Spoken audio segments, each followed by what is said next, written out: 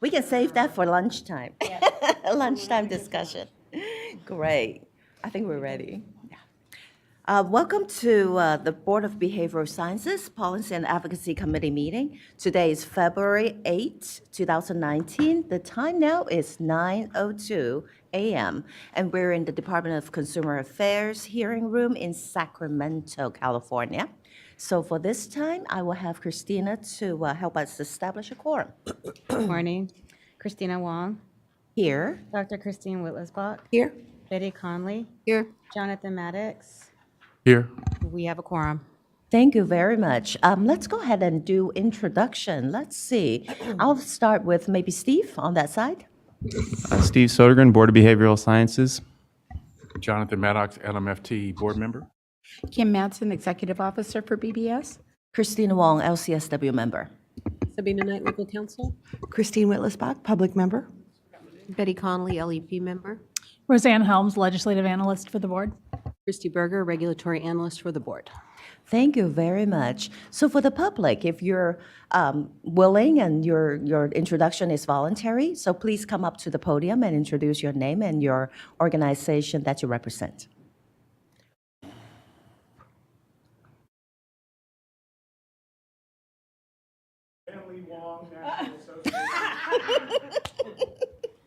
Good thing he has a good projection. Hi, good morning. Angela Blanchard on behalf of the California Association of Marriage and Family Therapists. Thank you very much.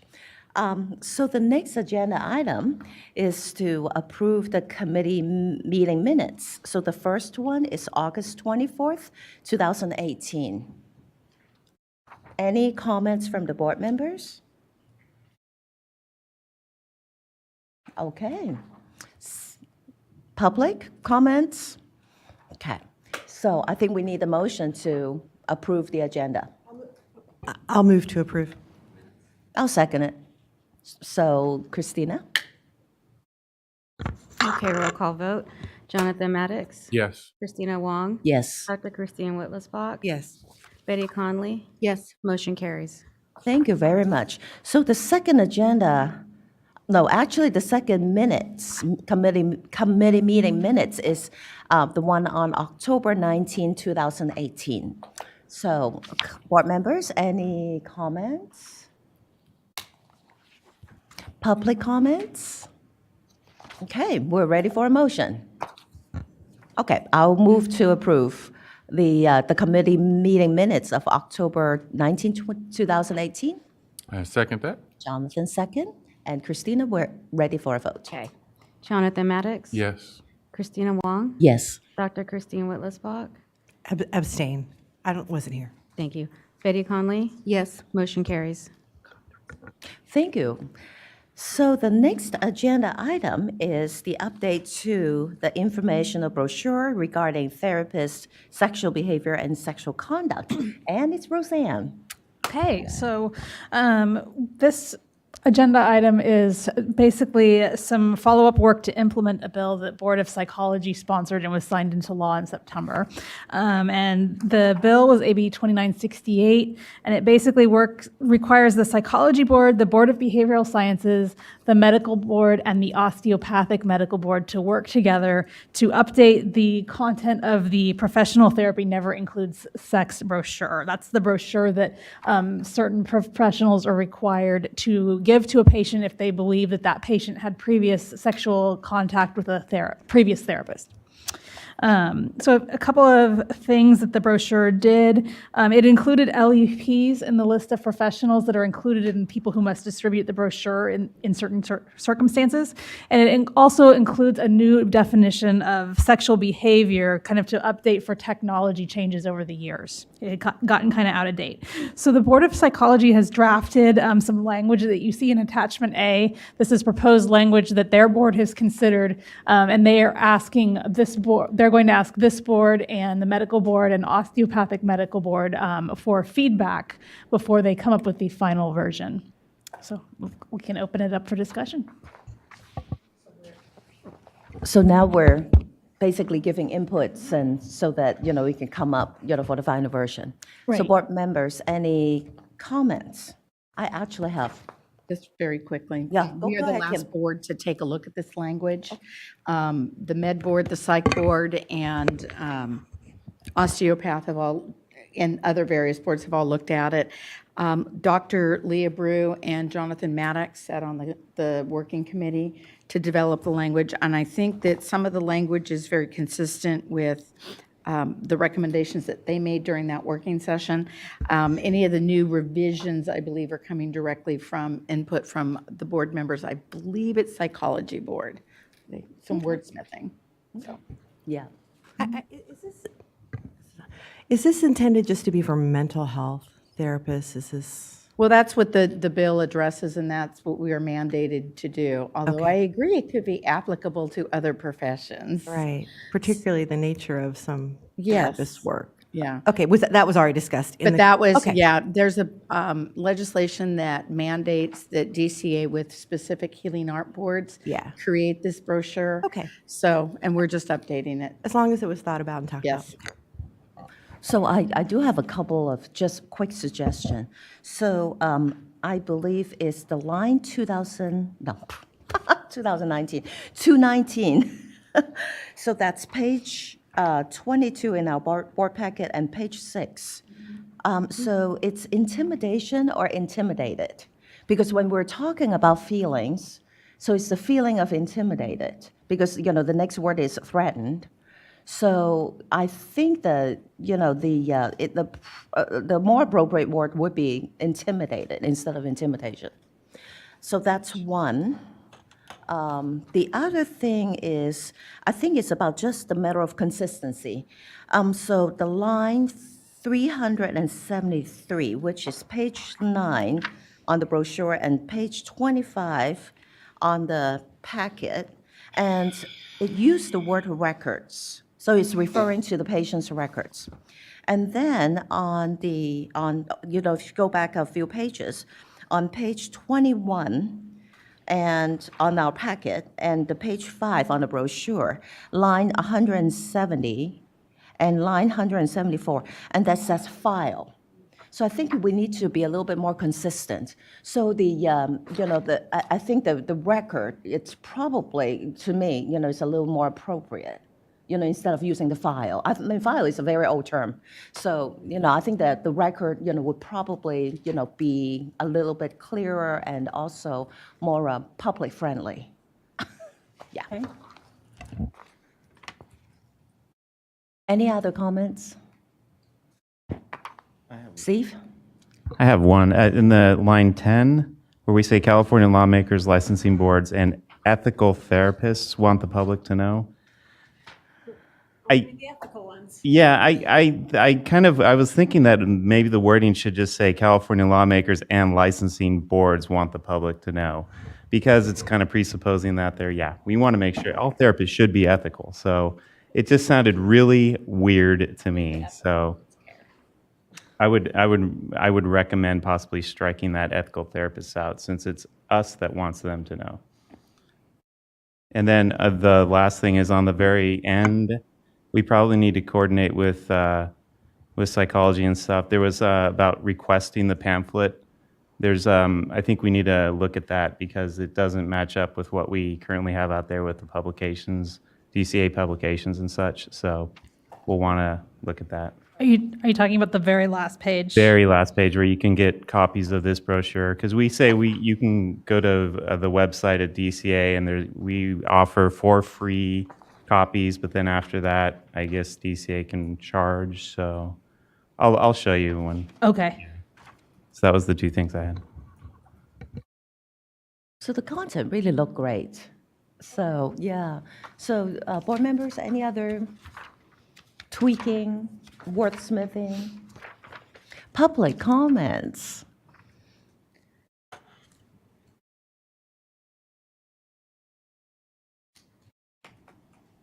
Hello, good morning. Angela Blanchard on behalf of the California Association of Marriage and Family Therapists. We are very supportive of the language as drafted. Did want to raise a point to you, however, it came to our attention that Obviously, trainees are not included in this language, and from a consumer protection standpoint, we recognize that the boards do not have direct authority over the trainees, but is there a space for us to include some language so that consumers understand that they too have protections for those that are under a trainee's circumstance? Again, just putting it out there for your consideration from a consumer protection standpoint. Thank you.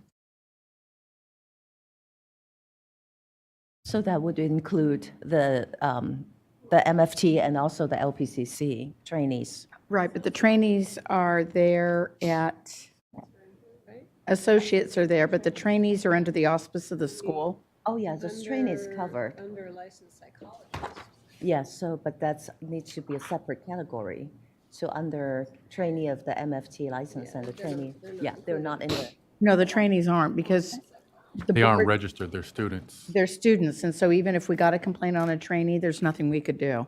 I think that there is merit to that. If you look at page 35 of your packet, under the definition, where this is the code section where it's talking about the brochure and the Oh, they do requirements to include it. They include they include under the very top of the page, there is under item N, a clinical counselor trainee, and a marriage and family therapist trainee is item number H. So there's no reference to social work interns there, but they do reference trainees. So I think we could reference those, the MFT trainees and the PCC trainees. right. So I think we could request that be could. included. Do we want to add it to the definition of terms? I think that would be clearer, right? I mean, if that's a possibility. Add what to the definition of? Oh, Trainees? the trainees, yeah, Yeah. into the brochure. Yep.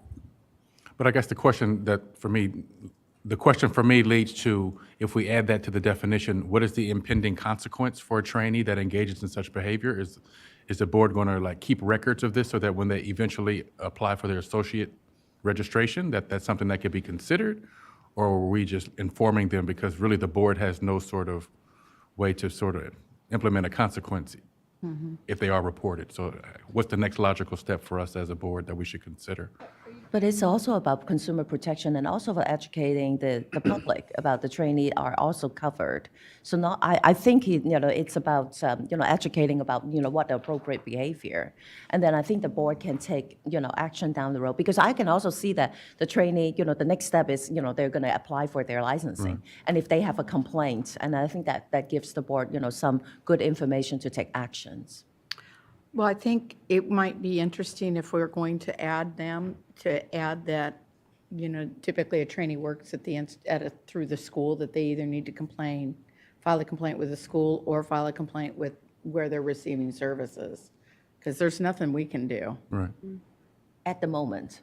Right, but I can't imagine any school where Yes. that occurred, that the trainee gets to stay enrolled and then continues on, graduates, and then they show up at our doorstep. I would think that would be a clear invitation to find a new career. Absolutely. I think there are for me, is twofold. One is about, the consumer protection. The other is about, the disciplinary issue. Right. And so I think the consumer protection, we need education and I think the brochure itself, will cover that. And yet, how the discipline action, I think when a trainee comes in, they have that mechanism in school and then down the road, the professional, the professional licensing organization. So I think I think it's good. It's a good thing What, to add them? to add it. But Sorry. Adding them to this, I mean, brochure. Roseanne, let me know if I'm misinterpreting this, but this laundry list in the bill is including them in the people who have to provide this brochure also to those people who have disclosed sexual conduct from a previous therapist. Right. Okay, right. So that's just, so it's including the trainees, it's including the associates. So this list of people are mandated to provide this brochure to clients or patients who have disclosed, oh, my last therapist sent me a text of a private body part or some other sexual conduct that's defined in here, right? that correct? Right, so that's how the trainees will be Will be. brought into this loop type of thing, of course. I just want to make sure there's a clear line between what enforcement might happen with their own conduct versus what this brochure is doing. Actually, yeah, and actually in 728, that's the way that it's defined.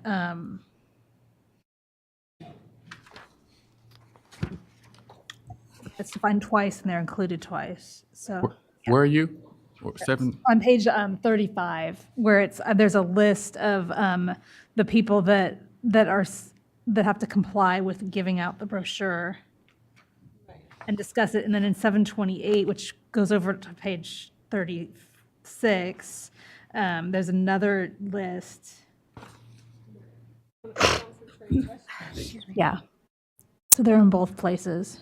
So I have a question. So does that mean, so let's say a consumer files a complaint against a registered associate about behavior when they were a trainee, can the board at that point investigate it and then bring about some consequence? I don't think so, because at the time that action occurred, they weren't under our jurisdiction. It's retro.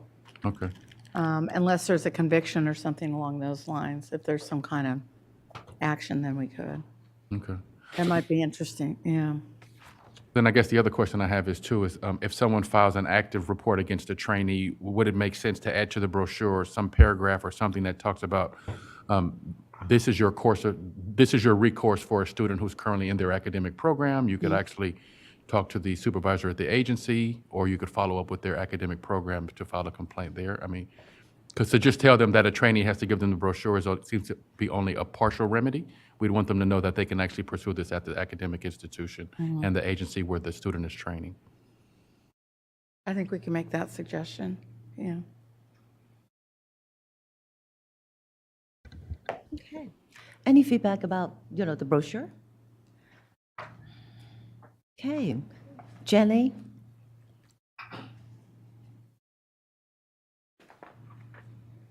Janley Wong, NASW. I'd be concerned that if trainees are handing out this brochure to the public assumes that the BBS regulates trainees.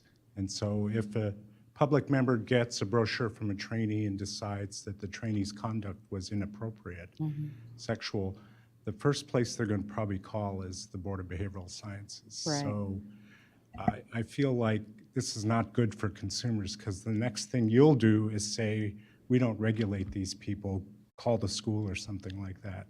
So that's a disservice to the public if they have to go, because remember, they're probably traumatized by the behavior and they're needing help, and then they're sent into like a telephone loop or something like that.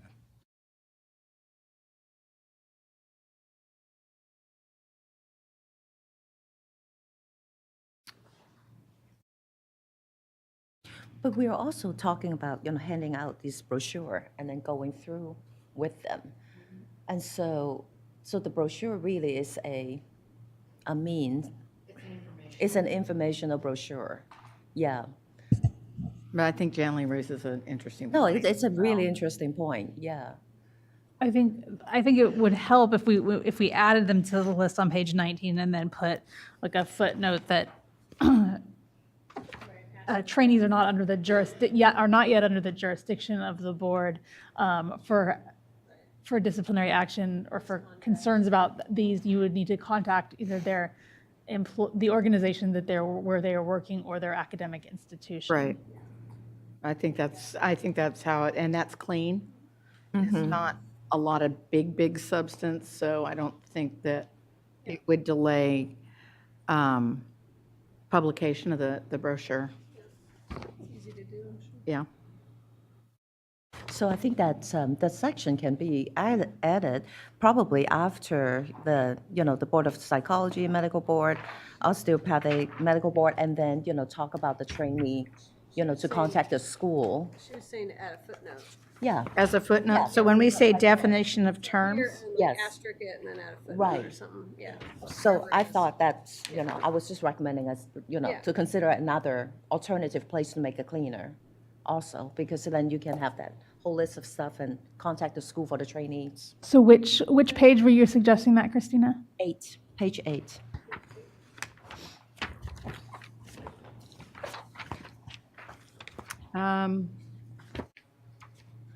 Because that's what, when we're talking about what you can do. Could we consider adding them on what it would be page 3 in the list of people? And then footnote it there? That's what Roseanne was talking about, so I was just throwing out another option. Okay. We could Yeah. footnote it maybe in both places, or is that overkill? That might be overkill. Just my 2 cents. Either way is fine. I'm just thinking that, for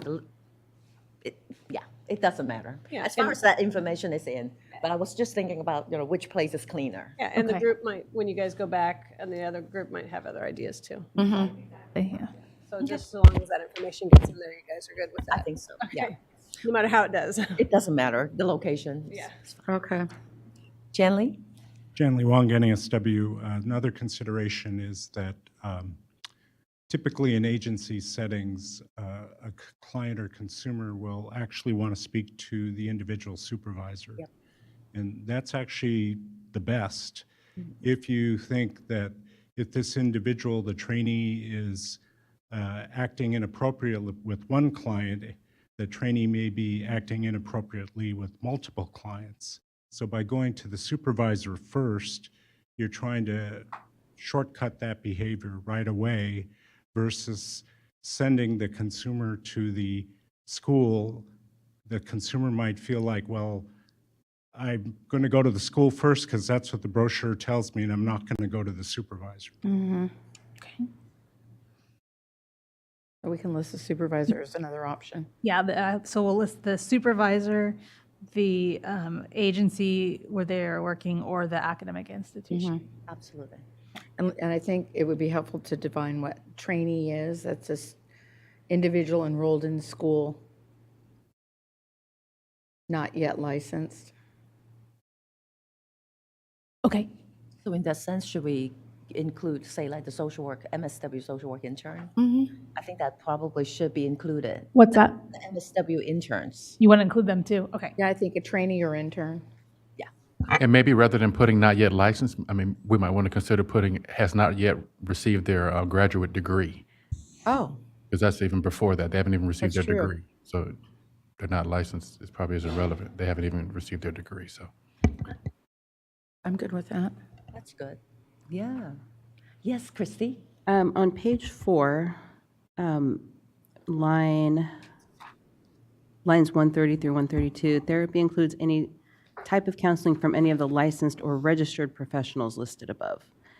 So that might need to be tweaked a little bit. Where are you? Page 4, starting with line 130.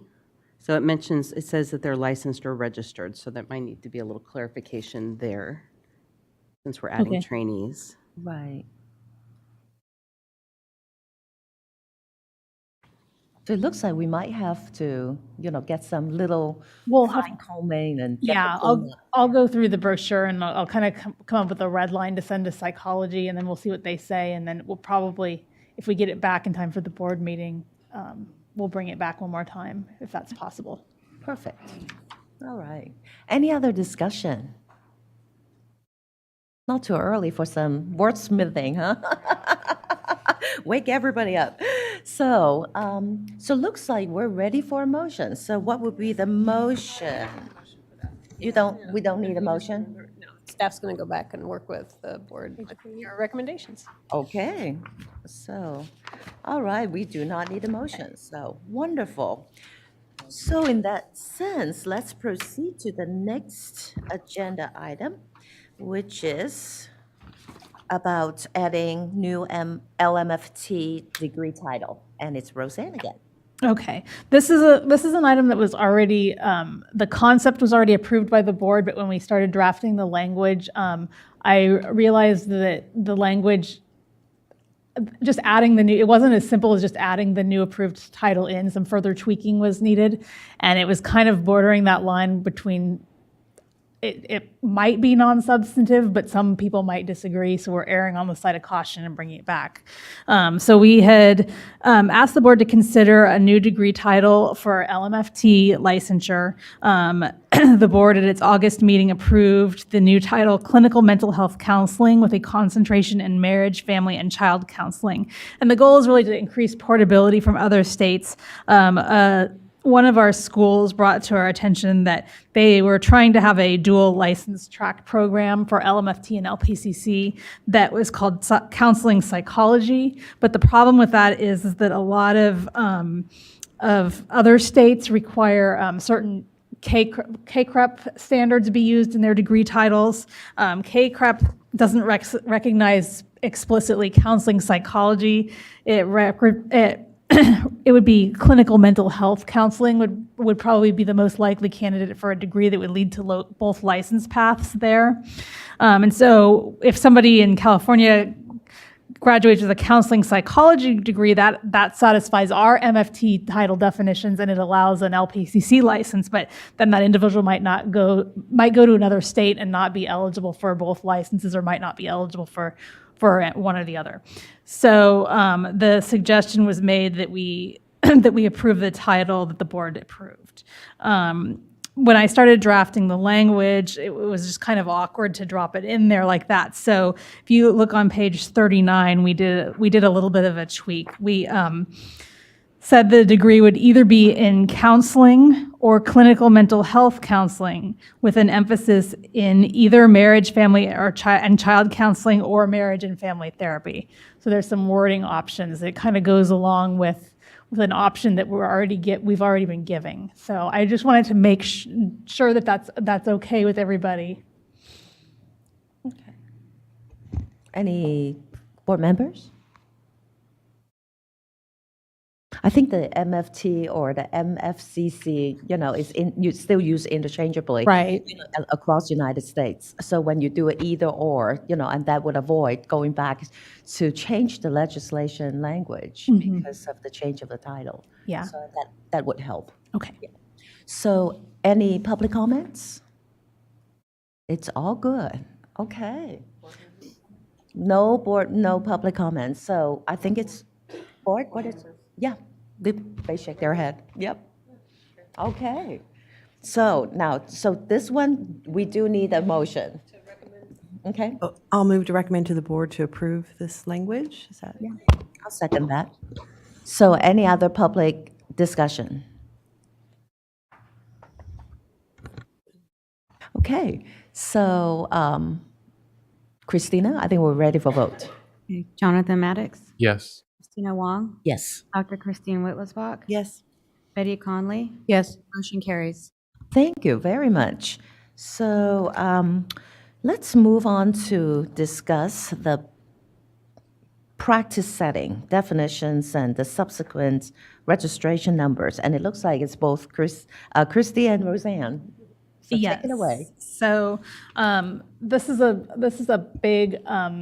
This item has been a big project for a while. We've been working on this in the exempt setting committee, and now here. And what we originally started trying to do was we basically have to clarify our setting definitions. We have increasing concerns about the setting definitions, how they're defined in law, that certain types of settings aren't defined explicitly in law, and so how do we apply the law to all different types of settings? So we had formed the exempt setting committee to discuss this. The exempt setting committee met for about a year. It developed language that we're currently pursuing a bill for now about requiring all psychotherapists to provide information about how to file a complaint. So we're looking to run that right this year. But then the second part of that was to explore different types of settings. So this would help clarify acceptable practice settings for those in various stages of the licensing process, and it would clarify how we apply laws that reference or place limits on different setting types. So the language that you'll see today is only a prototype. We drafted it just for LMFT. It's pretty complex. It does a lot of big things that need some further discussion. So we expect it to change. And then once we feel the board or the committee feels pretty confident that we can move on and draft it for the others, then we'll do that as well. So going a little bit back to recap where we've been.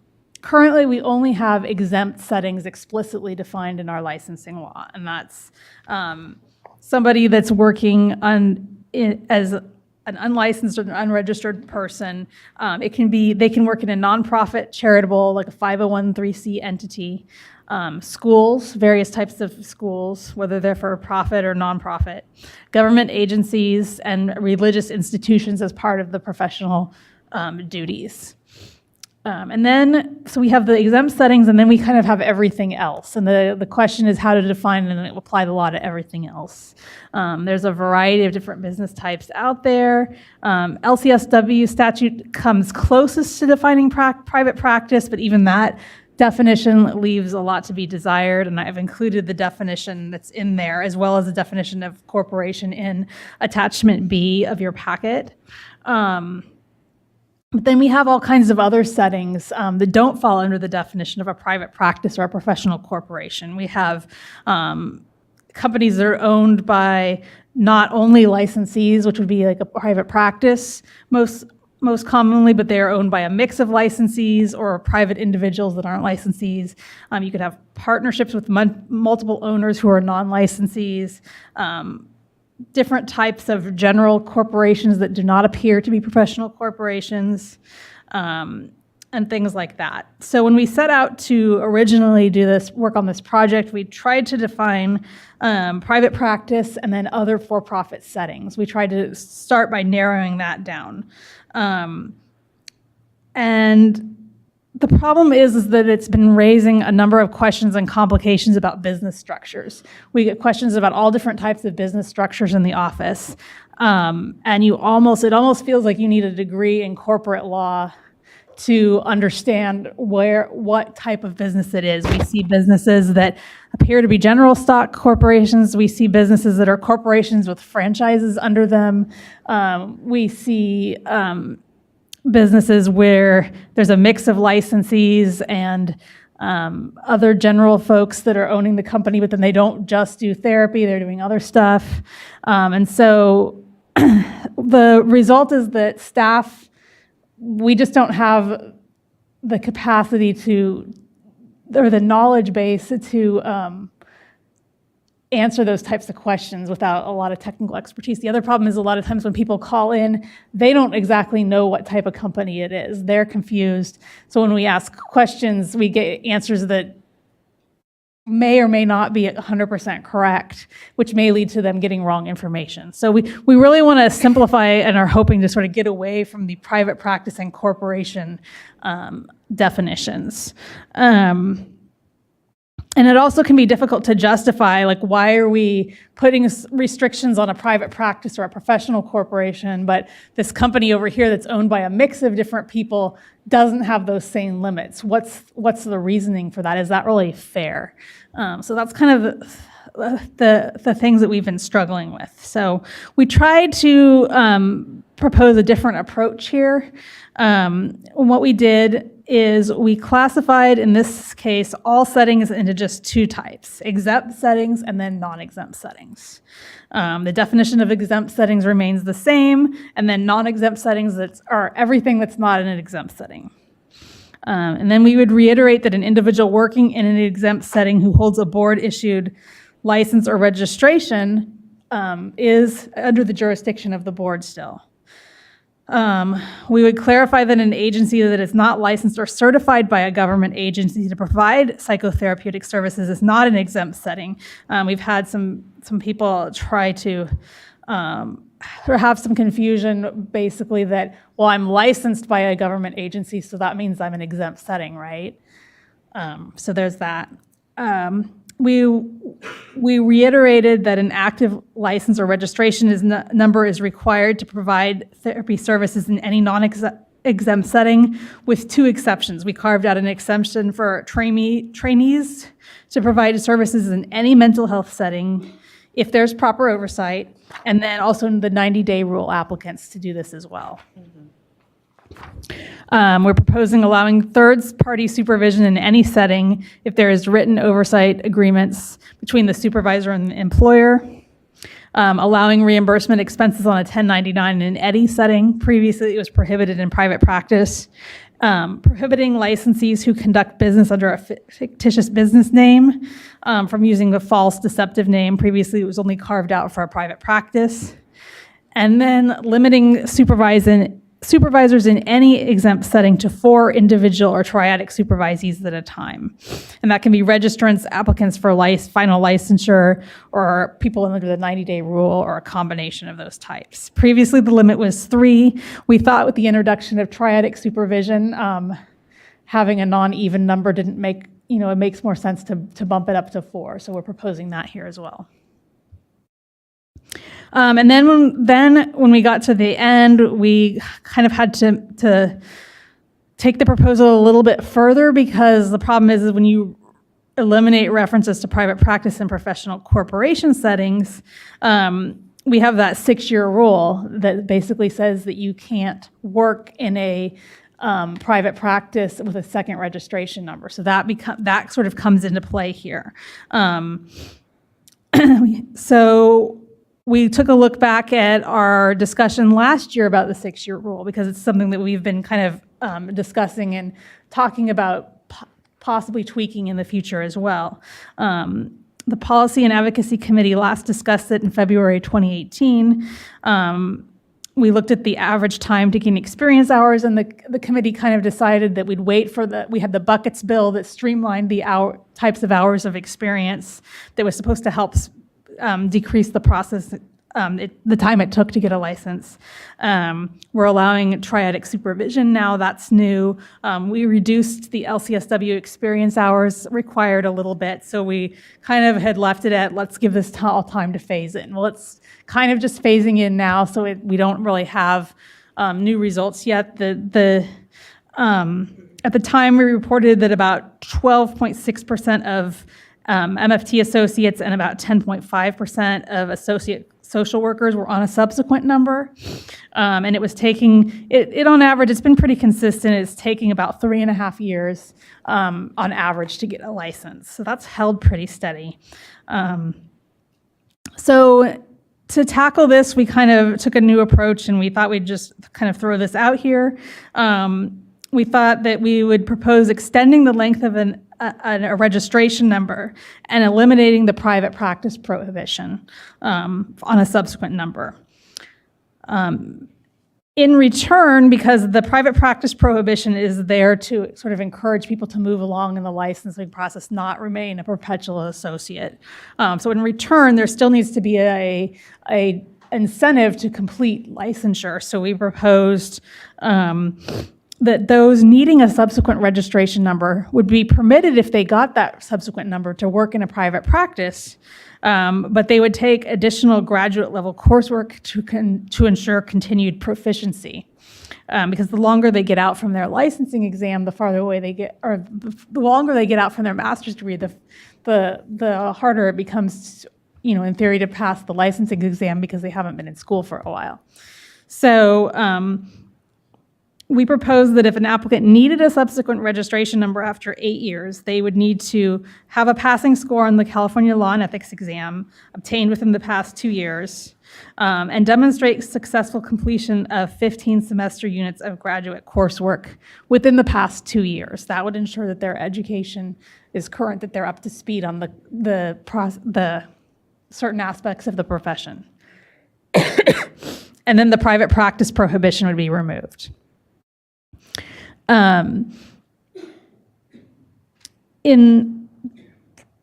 So the proposal, that's the proposal that we laid out. It's kind of definitely subject to discussion. It's just, we thought that it might work. Another question that goes along with that is that the age of experience hours is currently allowed to be 6 years. So there may need to be some talk about making that more consistent with the 8-year length requirement, but that's another discussion. And so that's kind of where we're at right now. Would like to talk a little bit about AB 93 and what it did, because I know that internally that it does, for us, it does raise some questions about supervision. It's relying a little bit more on supervision for the proposals. AB 93 did take steps to strengthen supervisor requirements. The board now has the authority to audit supervisors, which it didn't previously have. We outlined specific responsibilities of supervisors in more detail, and we specified a minimum amount of supervision for somebody who is done gaining hours of licensure but is still waiting for their final license application to go through. So that was what AB 93 did. We also have our pending supervision regulations, which we're working on getting into the regulation process. That proposal would require all supervisors to complete a self-assessment to the board within 60 days of beginning supervision, so we're going to know who's supervising. It requires the supervisor and supervisee to collaborate to complete a plan outlining the supervision's goals. It would require a supervisor to complete an annual assessment of their supervisee's strengths and weaknesses. It would require a 15-hour initial supervision course and then ongoing every other year 6 hours of supervisor professional development. It would strengthen our written oversight agreements. And it would require supervisors to establish written procedures to contact that supervisor in the event of an emergency. So this raises a lot of questions and a lot of topics. It's a really big item. I have suggested some discussion topics. I won't read them one by one. We can go through them if you want.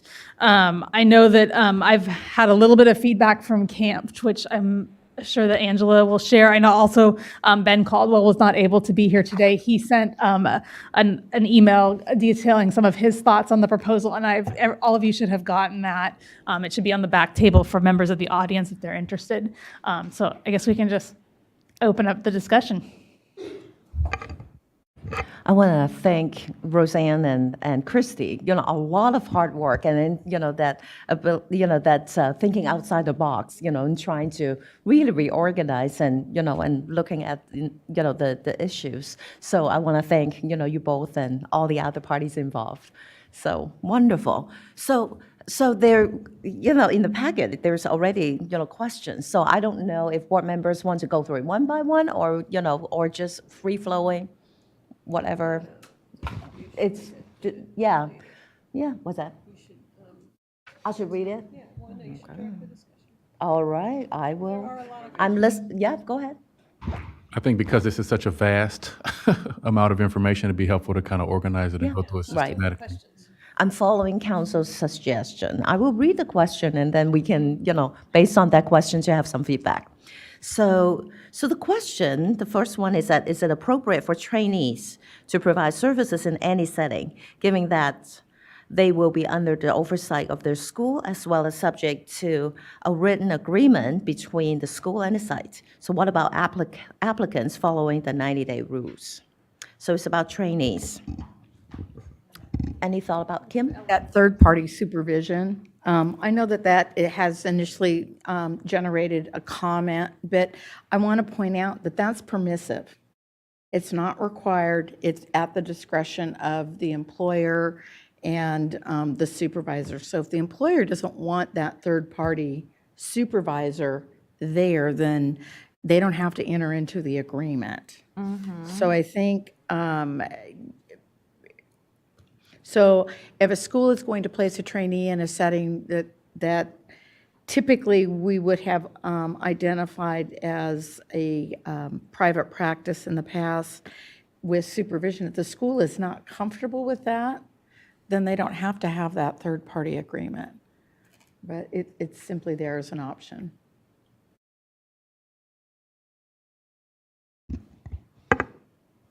So I think that when the trainee were placed in a certain agency, they already have kind of like the learning contract, their learning agreement and goals and stuff like that. So it's really about, trying to ensure between the trainee and the supervisor and the school, whether for the board, that a written agreement is in place, right?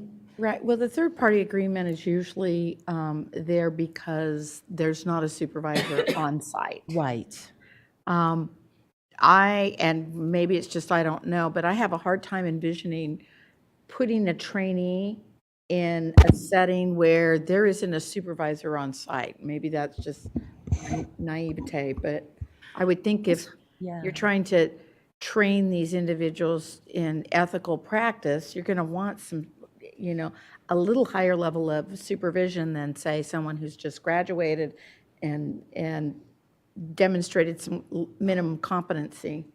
Right. I was going to say, I would just add, I'm the internship program manager for the county where I work. And so one of the requirements for, I would say, almost all of the schools that we work with is that the schools require that that the supervisor of record is on site at all times when the student is providing behavioral health services, or there has been another identified supervisor who's responsible for the work of that student. So that usually is something that the school ensures happens for the safety of the clients and for the professional development of the students, that they aren't just put out there to do any sort of behavioral health services without a supervisor on site. So that's usually managed by the school.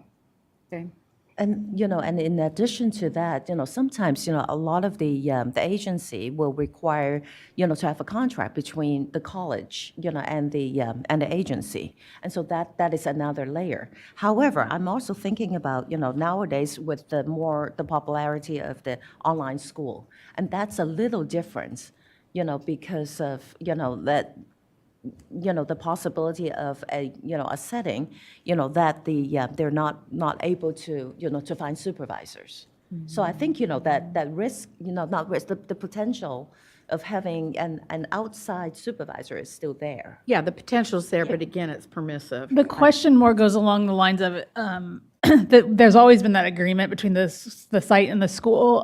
The question is more along the lines of, is it appropriate for trainees to work in any practice? Right. Anywhere. Anywhere. It could be a private practice. It could be, because it's really,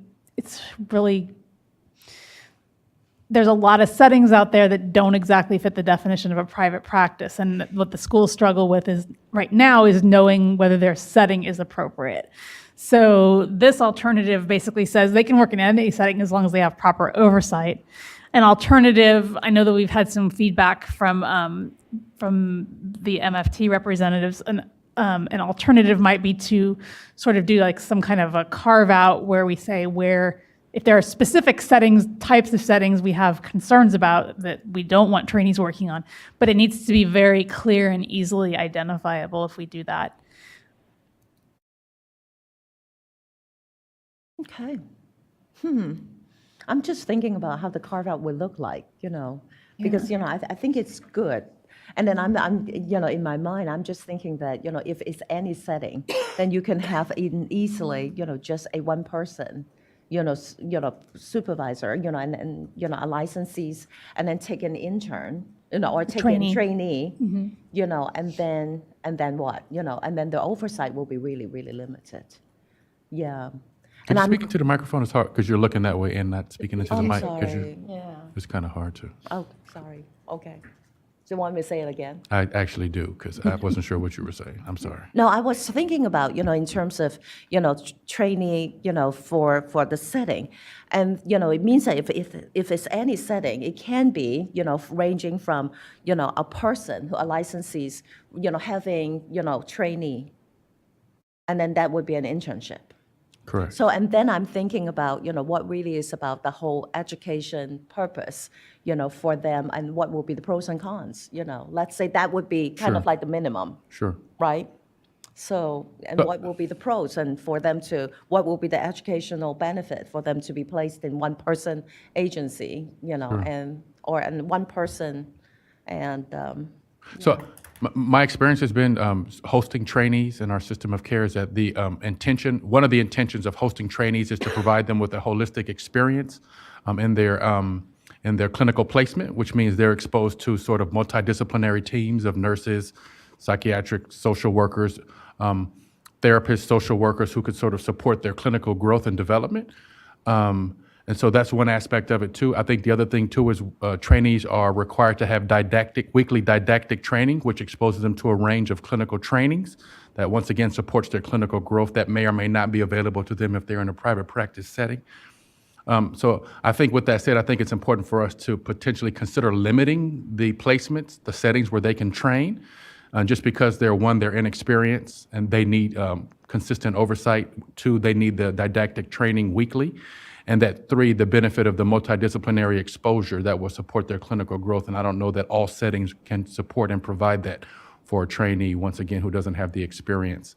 And we're looking to really embed them with as much exposure as possible. So I think it makes sense to sort of look at how we limit their training settings to ensure that those things happen.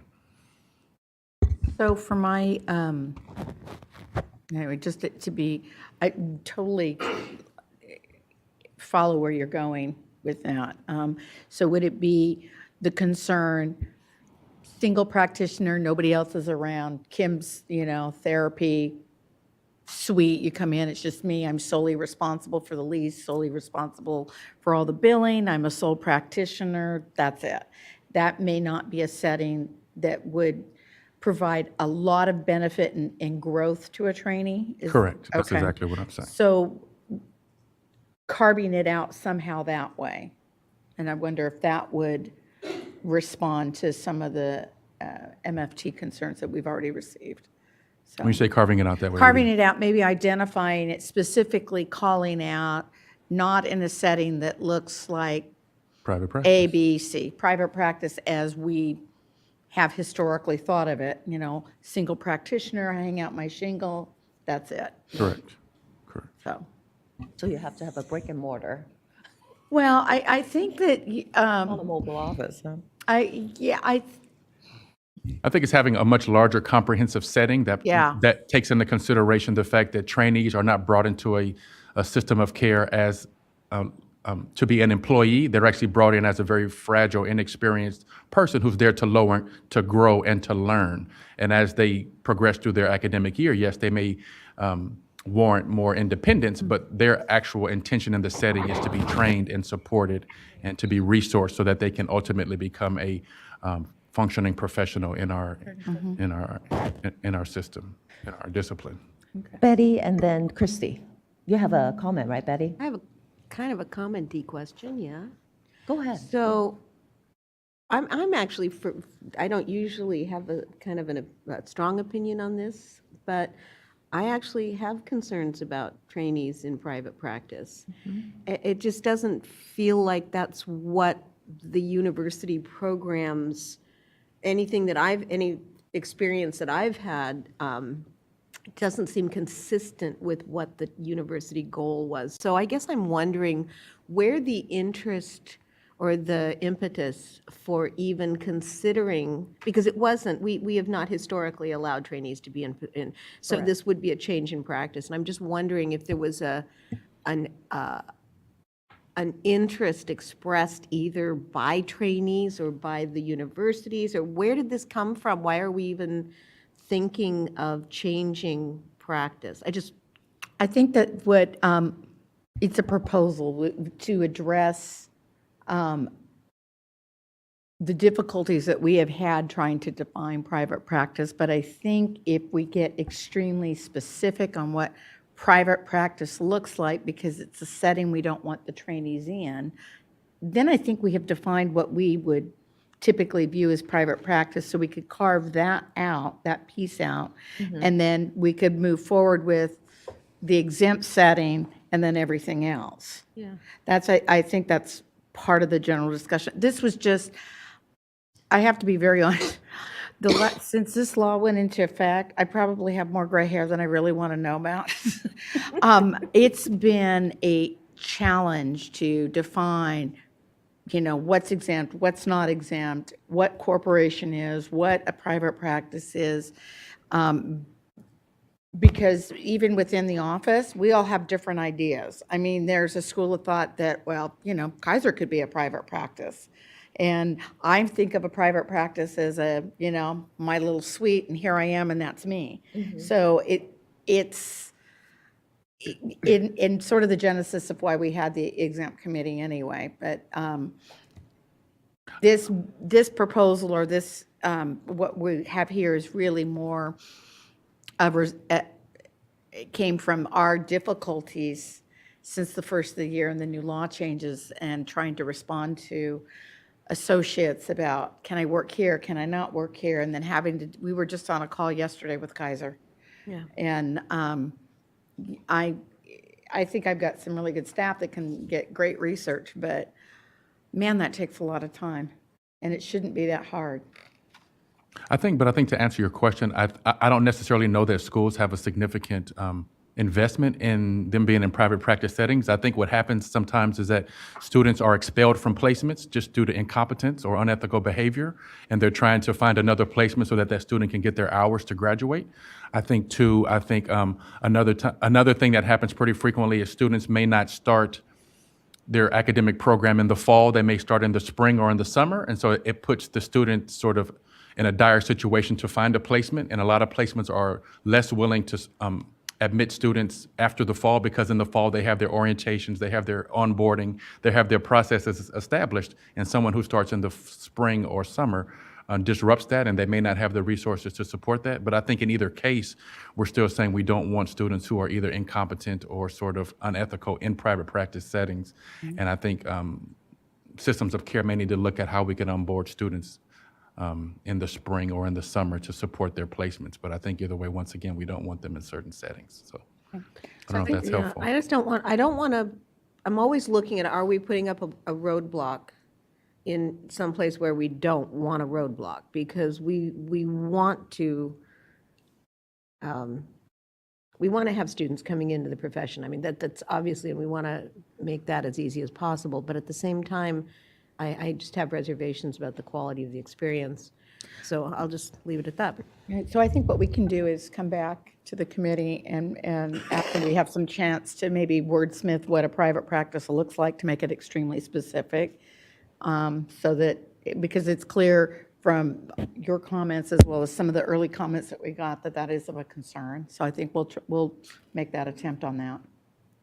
Christy? Yeah, so kind of along those lines, I know we want to avoid trying to define settings, so maybe what we do is we define the characteristics that you need for trainees. So a trainee can lawfully practice in any setting that meets these characteristics.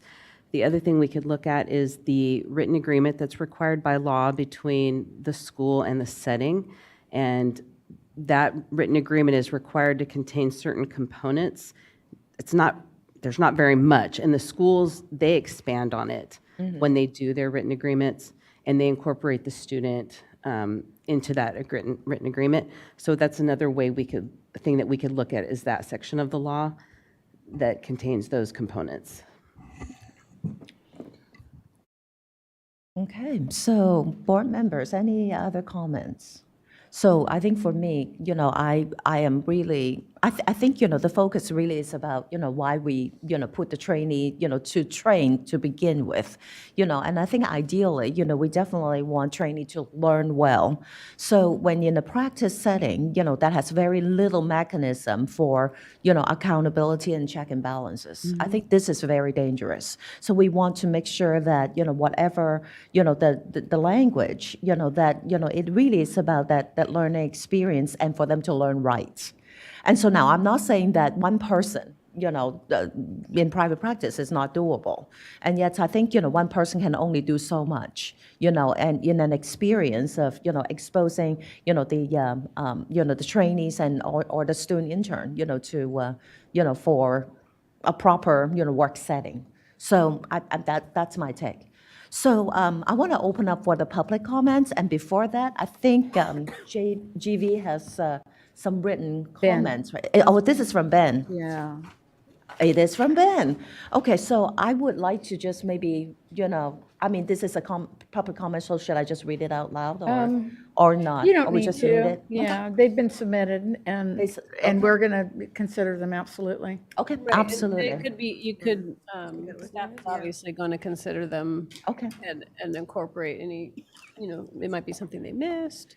Right, You've already given staff direction on one portion of this, and then depending what comes out of the rest of the conversation, they'll have more stuff to go back to the drawing board on. absolutely, absolutely. I'm just thinking that since, he submitted this, maybe the public wants to hear, what he has to say. That's really what I want. Yeah, I've, go ahead, I've Roseanne. provided some copies on the back, if anybody wants one, and I've already gone through the comments, kind of done a little bit of an initial response with some follow-up Perfect. thoughts, and we'll go from there. Thank you. Awesome. Thank you so much, Roseanne.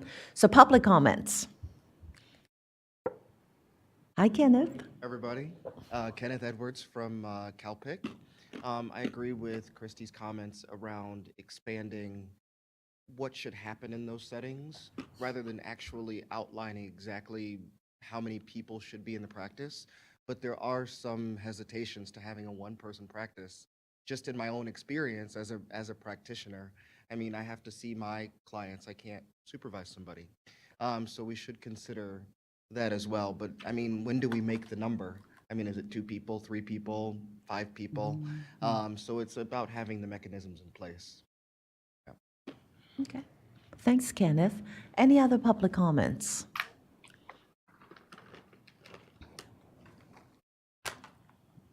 Good morning, Angela Blanchard on behalf of the California Association of Marriage and Family Therapists. I just want to thank the board members for the thoughtful comments this morning. This is exactly what CAMP has been thinking about in terms of our concerns about how to define private practice and what is best for the consumer and also what is best for the trainee. So we look forward to working with Roseanne and the rest of the board as we go forward. This is a very complex issue and we've only had a couple of days to analyze it. So looking forward to a little bit more time. Thank you. Thank you, Angela. Jan Lee?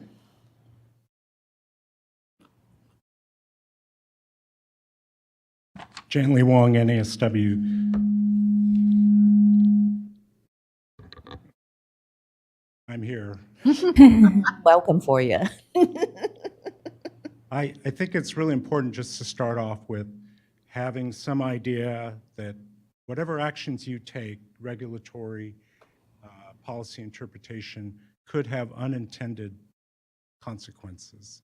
So in this whole discussion, one of the unintended consequences is that the board is starting to influence, perhaps even dictate, education policy. You are telling schools that this is how they should set up their field programs, their practicum programs. These are the requirements for the practicum programs. That's not your role. You're bordering on role confusion. You are not the educational accrediting body. You're not. What you're trying to do is say, we will take hours from these students in these kind of settings. You're not trying to say these settings are the ones the schools should have, and here are the characteristics of these settings. That's not your role. And it's very important that you not get into that because of unintended consequences.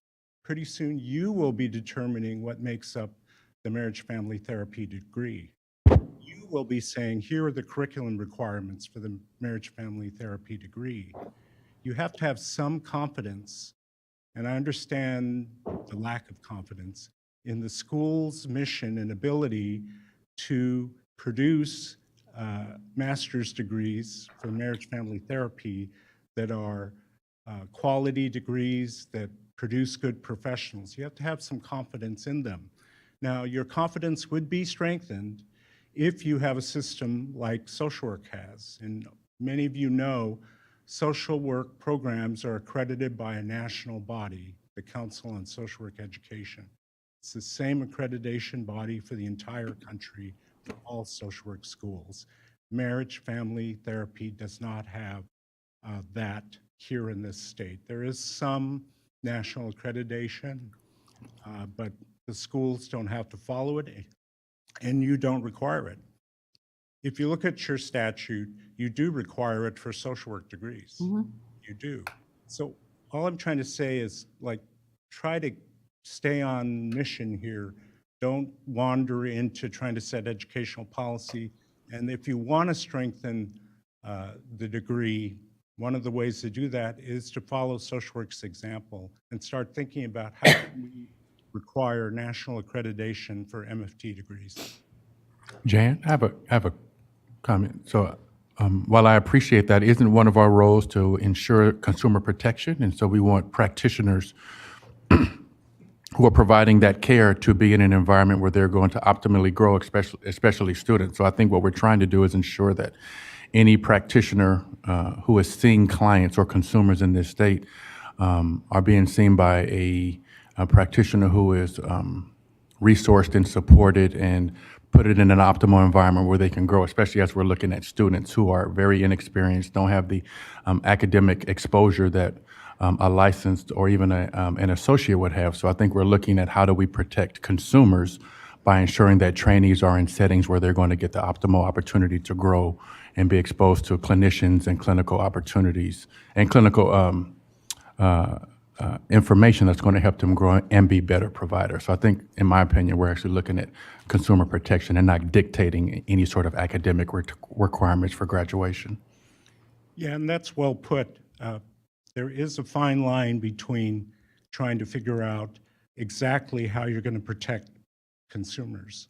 So there's a lot of interest by this board over the years in the idea of prevention. If you do these things in advance, helping people get licensed, we will prevent not very good practitioners, unethical practitioners, illegal practitioners, because we did these things in advance. But prevention is a very difficult thing to prove. It's very difficult to initiate, execute, and to evidence. Your strongest role is, unfortunately, post facto. When a licensee or a registrant violates your laws, your rules, your regulations, professional conduct, that's where you have the strongest ability to protect the public. It's after the fact. We don't like to hear that because that means somebody was harmed. But frankly, if you look at your history and what you do and what the other regulatory boards do, that's your strongest function. You know, you want to be prevention oriented, you want to do that, but it's very hard to do, and you know, you can't do it that well. So I want to bring up a point also, so the trainee, what also when we look at the question, it's not just about the trainee, it's about that continuum, because they might be the trainee to begin with, and then you go into the 90-day rules, and then you go into being an intern. And so, so I know it's really gray, in a sense that, there's so many cooks in the kitchen about the whole trainee experience. But I think, when you really look at also the bigger picture, that, that there is a chance that, if we say that, yeah, they can stay in private practice, and yes, they can, the trainee can stay in private practice, and then for the 90-day rules, and they can count their experience, then I think the board, will have the, the responsibility to really look at, if this is something that, also, under our jurisdiction. So, this is a complicated question, and we have a very wonderful input. So where should we go from there? Yeah. We still have a few more little tidbits. Oh, I to know chat for this about. one. Yeah, right. So on the practice settings, I think we've had two good suggestions. So we'll come back with some language that hopefully addresses some of the concerns on that. Betty? Before we move on, Right. No, just to respond to Jan Lee, because I share the concern about exceeding our mandate. But just to clarify, we already dictate the setting in which a trainee can practice, because we dictate whether we're going to accept those hours or not. Right. So I just wanted to kind of clarify that we're not exceeding what we're already doing. We're only clarifying for our trainees where, in fact, they can get their hours that we will accept. And reinforcing best practices for a student. This is a best practice for developing therapist, student, trainee. right. And I think our schools, when we did the exempt setting committee, we got feedback that they want more clarity, because right now there's a lot of confusion on what exactly, there's a lot of things that you can argue is or is not a private practice. It's not clear cut. Right. Right. Yeah. Okay. So, so I'm looking at the time. So it's 10:10 now. Should everybody, do anybody want a little break or we continue on? We're good. Okay. 10:30? Okay. Suggestion? Okay, so maybe we'll take a quick break or you want to discuss until 10:30? Go until 10, my suggestion would be to go until 10:30. That's a reasonable. Okay. Okay, no, that's fine. What? I'm just making sure that people can stay in their seats. I'm okay for another 20 minutes. Appreciate the consideration. Absolutely. I want your comfort, so. Great. So let's move on to the second question. Are there any potential adverse effects of allowing third-party supervision in all settings? So it means that, if you're, I'm going to use the extreme case that you have a private practice, a one person, all setting, right? A licensed clinician and have a private practice and then hire a third party to do supervision. That's basically what it is, right? That's the extreme case. Yeah. Yep, from the very, to a multi, a big mega health store, to hire multiple clinical supervisor to supervise. I think that's what we're talking about, right? Okay. Any adverse effects? Concerns. I mean, I think going along the same line of conversation we were just having a second ago, if there are trainees in that setting and there isn't an established clinical supervisor on site, then once again, we are compromising sort of the development of the trainee one and then compromising the sort of quality of care that the consumer is receiving if there is an emergency. For example, there are many times where the client may say, I feel like hurting myself, and a trainee panics and doesn't know what to do. Well, if there's no supervisor on site to help walk them through that process to sort of help mitigate their anxiety and then give them a course of action, then that's a problem for the consumer. And so I think that we need to look at, once again, sort of what settings and sort of what environments can have a third, not have a supervisor on site and function sort of healthily. How would you feel the same for an associate? I mean, in my experience, having been a registered intern associate, I think you're equally anxious when certain things happen on site, and there should be a clinical supervisor on site to help mitigate sort of the inexperience of an associate. I mean, you could be an associate and be 2 months out of graduate school. I mean, you're still equally inexperienced, and so there really should be someone on site to help you manage certain situations clinically. I just wanted to toss in that, correct me if I'm wrong, but current law says associates working in a private practice, their supervisor has to be employed full-time and practicing at the site. Doesn't necessarily say they have to be on site at the same time, so just something to keep in mind. Doesn't mean we can't tweak that, but just that's how it is right now. So that's, and Christy, thank you very much for actually bringing it up, because I was trying to think about, what the change is. So it's really about the private practice that, for current law, the private practice that, the supervisor has to be on site. Right. He's employed by the same person, same agency. Yeah, currently that's for a private practice or a corporation. Right. So I have a little question about all setting, because this is actually confusing to me, because, I think we have the previous discussion say like, child welfare, and so sometimes, child welfare may bring in, as a third party. So I don't know if that would create, some sort of like confusion, that thinking that all setting means that any setting. But typically, child welfare settings are not doing therapy. They're providing social work services, and many times that person is a consultant to help consult on cases. That's a different discussion. I'm just bringing, just thinking about when we say all setting, whether there is an unintended consequence that it might, create some, expanding more than just what we thought about, private practice, but, inviting the other, probably non-quite mental health setting and say, oh, if I have, employ a outside supervisor, then, then I can do, those people can count their hours. I'm wondering if we just we could table this one and think about it and then have a more in-depth discussion if we come back with carve-outs for private practice. Yeah, staff may be able to, I mean, as you guys work your way through the rest of the questions, it may also change what this might happen, and they can obviously come up with different alternatives for your consideration. Right, right, right.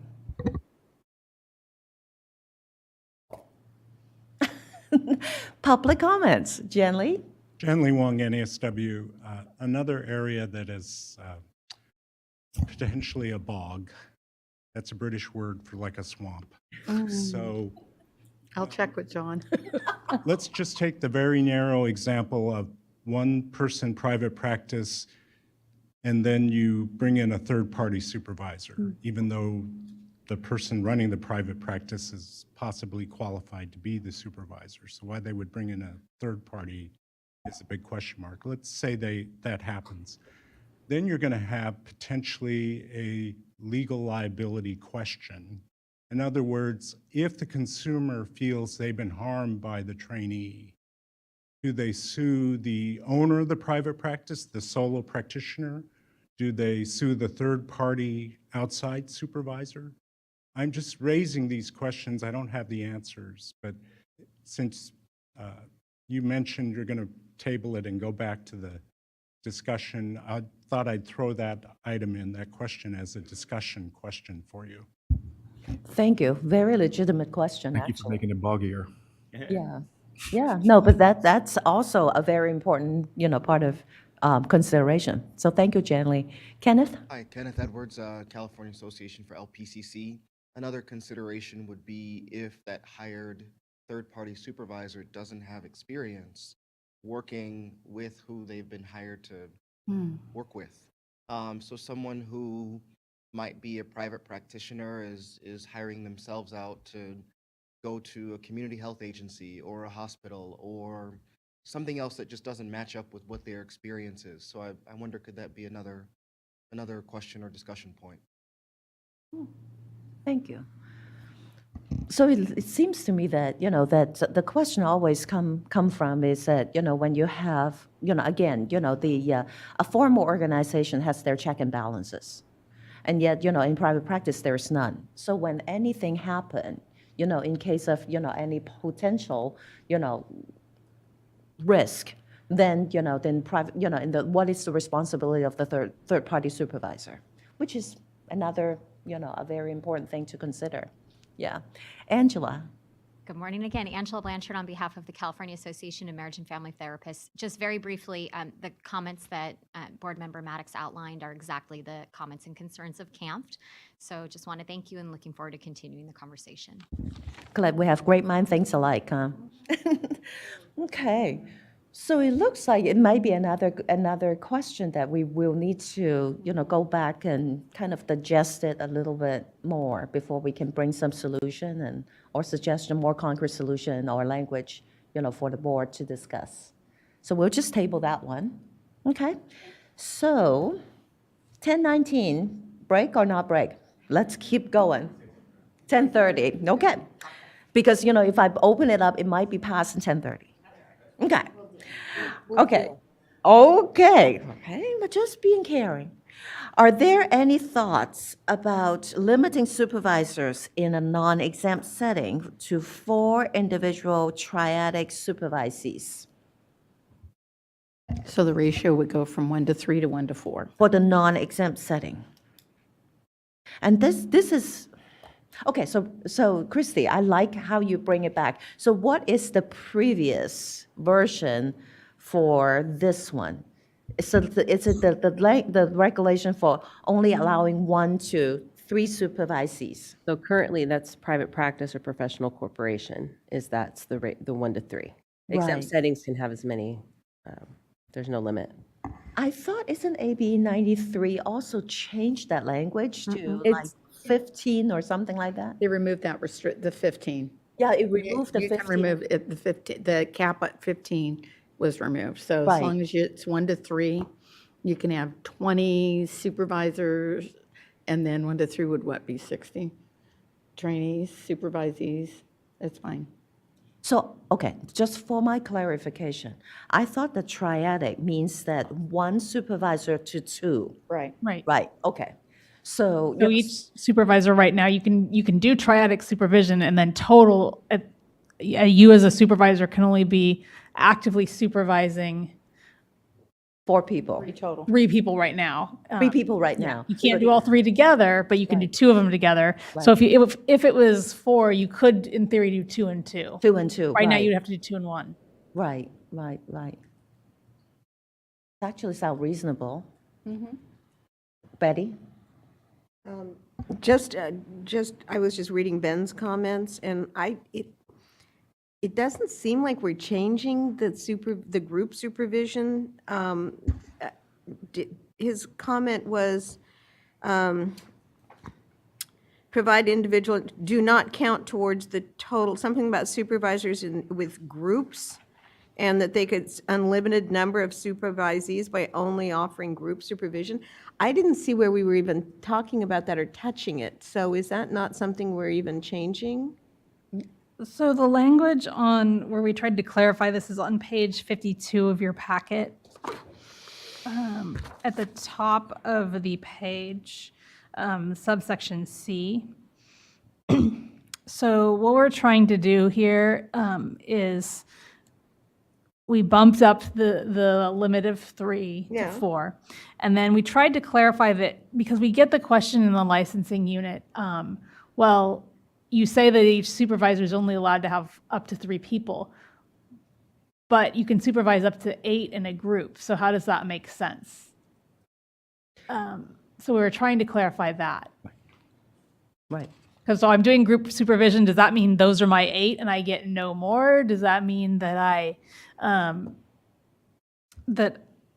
I'm supervising more than I can because I have 8 in a group, but 8 in a group's allowed? Like, what does that mean? So we're trying to provide some clarity there, because the law doesn't really, it kind of goes against itself. Count toward this total. I guess I just didn't interpret that as changing what we were already doing substantially. Yeah. Am I No, just it's- reading that wrong? It's or- just No, stating it specifically. Okay. Hi, Darlene. Darlene York, the BBS, Board of Behavioral Sciences. Okay, so I think there's a little bit of confusion going on. The way we interpret the way the law's written is, in a private practice setting or a corporation, the supervisor is only allowed to have 3 associates underneath them. But in the non-exempt, there is no limit. However, they can have up to 2 people in their individual hour of supervision, which is now, triadic. So there's still no limit on how many they could supervise. So when they go to their group, most of the time there's other supervisors, but there's still no limit, because now they're doing 2 hours a group. So they're up to have, up to 8 in that group. It's the limit on the 3 in a private practice or corporation. There is no limit on the exempt setting, but that 1 hour is still triadic for the exempt. So it's treated equally as an hour. So I don't know, because it seems like you guys are talking about private practice and exempts combined. Does that make sense? Yeah. Okay, Yeah. thank you. Yeah, and I think on the number 8, it's just, hey, it's a group, we're having group supervision, and as we've heard, there might be 1 or 2 supervisors in the group facilitating, but you've signed a responsibility statement for your limit. That's who you're responsible for. That's just because you're taking 5 others in there. I don't know that that counts towards your responsibility. But it's actually not uncommon for a clinical supervisor to provide clinical supervision individually and have a responsibility to provide group supervision Right. to a larger group. So Well, I didn't I don't understand what the understand. issue was, but I thought maybe I missed something. No, I don't. So it's really about, the setting, and in responding to the private practice rule that, it's only, it's 1 to 3 supervisee, 1 supervisor to 1 supervisee. And then now we're just changing it to 4. And the mix of the, it's about, the kind of like the group supervision concept.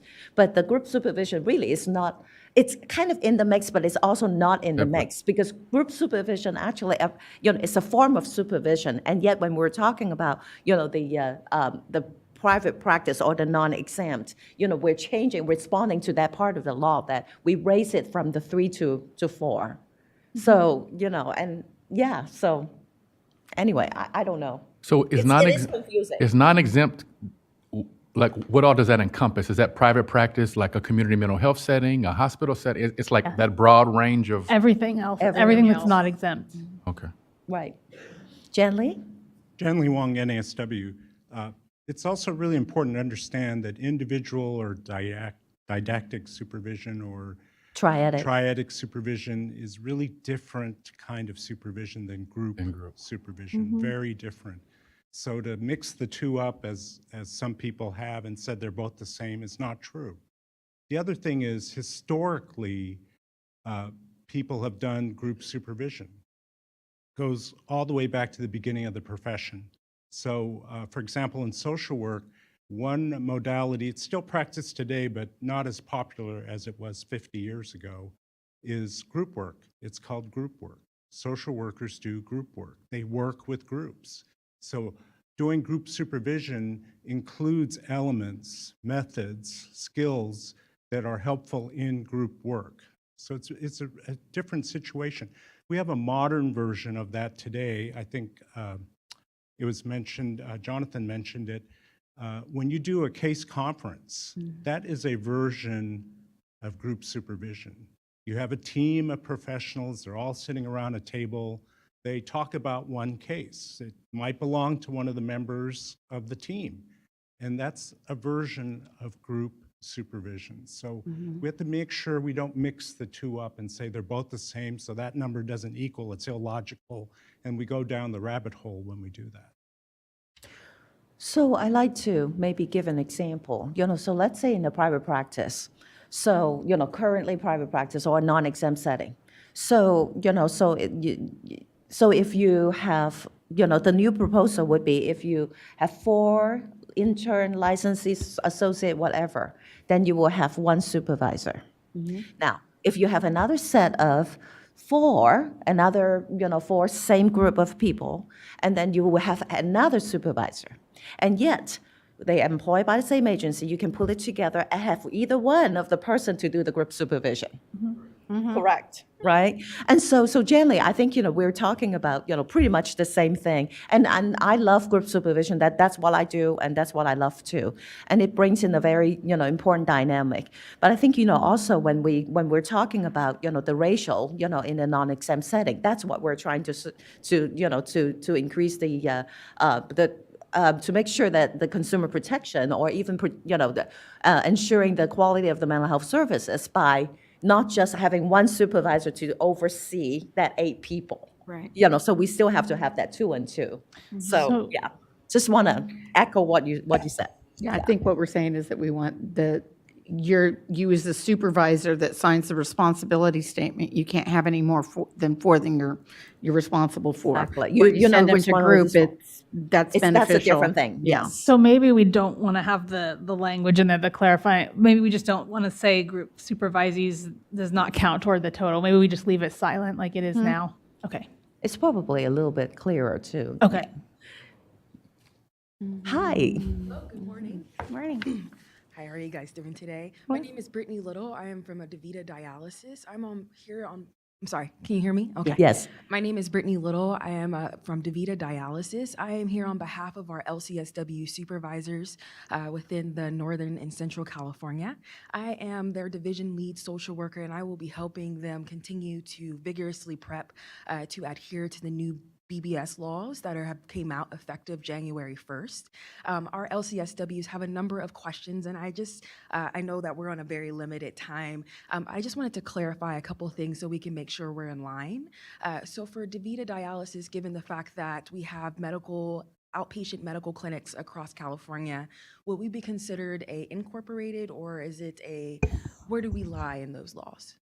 Actually, I'm going to have to, unless your comments are going to be exactly addressing the discussion here, I would have to direct you maybe to contact staff outside of the meeting to get some more specific advice. No, absolutely. For supervision, I just wanted to clarify. So it's now 4. So when is that effective?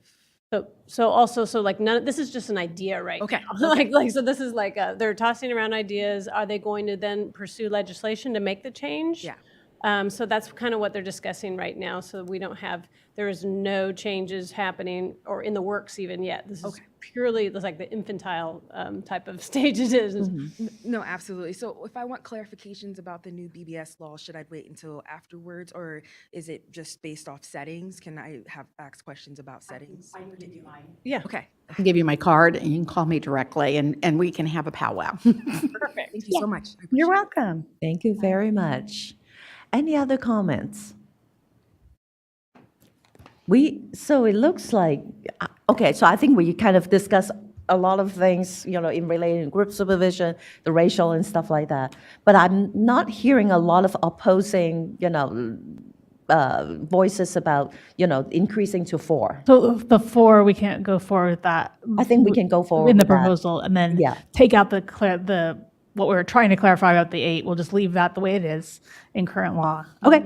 And then your suggestion is to, leave that group supervision, take it out and Yeah, make it silent. we would just leave it. Right. And Christy? I did want to just point out, it's brought something to mind. In current law, it's the 1 to 3 for private practice and corporations, professional corporations.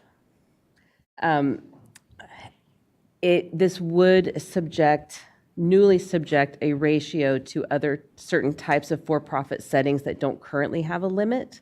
So that might be something to keep in mind as we progress through here. It might have some unintended consequences, so that's just. I'm really thinking that, since we restructure that, the proposal to restructure exempt and non-exempt setting, and we put a lot of the criteria under, what is the exempt and the responsibility and stuff, for the supervisor and who's under whose jurisdiction. And yet I think, once we really kind of fine combing it, I think we will find a lot of these holes. It's like, what really it means that to all other settings.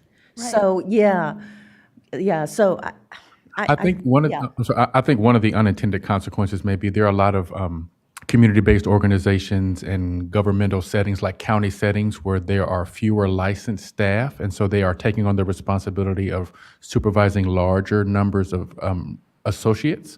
And so putting something like this into place may impact the capacity of our associates to get their hours to be licensed, depending on maybe if they're in more rural settings or smaller agencies where there are just less licensed staff. We may be impacting their ability to get their hours unless they bring in an outside supervisor, like we talked about in a previous question, to ensure that they're overseeing the hours of these associates. Right. So it wouldn't apply to like a government. Government agencies would be fine. The organizations, that's a little bit more of a question. That's where we get into kind of, there's no rules right now for those, so the law is kind of a question mark. If it's a nonprofit and charitable, they're considered in an exempt setting. If it's something else, then we have to figure out, is it a private practice? What is it? And there's a lot of something else type things. So that's where we're trying to sort of. Yeah. But maybe because I'm having a hard time because non-exempt setting is such an abstract term. Maybe at some point we could have a listing of sort of who would fall under what, so that we could make a more informed decision about should we make decisions based on that? Because I'm getting lost in exempt, non-exempt, just the framing of the wording and who that includes.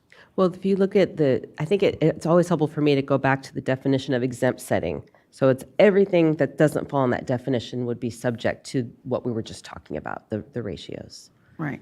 Yeah. And I think that, go ahead. The exempt being the schools. School, college, university, nonprofit and charitable, or any government agency. Okay. Yeah. So anything that's not that would fall under the non-exempt, and it would be subject to the supervision limits, things like that. Okay. And the reason that we're proposing that is because right now there's so many settings where they don't look like a private practice, but they maybe look more like a private practice than something else. And that's just, then you get into all of these legal discussions about how is the organization structured, and we really can't answer those questions properly. And I've been on the Secretary of State's website at least 3 or 4 times this week trying to figure it out, how they're set up and what their structure is. And, it shouldn't be that hard.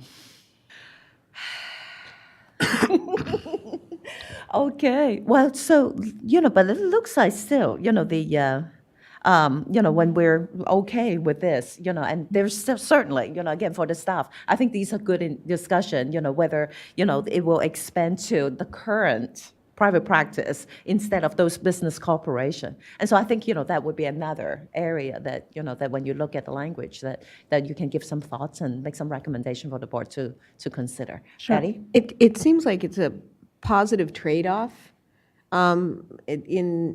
Yeah, there's probably going to be some unintended consequences for some of these entities that were kind of in Neverland. But they're going to trade off the fact that now they are coming under some guidance with the fact that there's clarity in terms of whether they can count hours, what hours they can count. I mean, it just seems like the trade-off is on the positive end on that one. So it seems. Okay. All right. So wonderful discussion, and I want to thank everybody. So let's take a break. It is 10:36, and let's come back at 10:45. Thank you so much.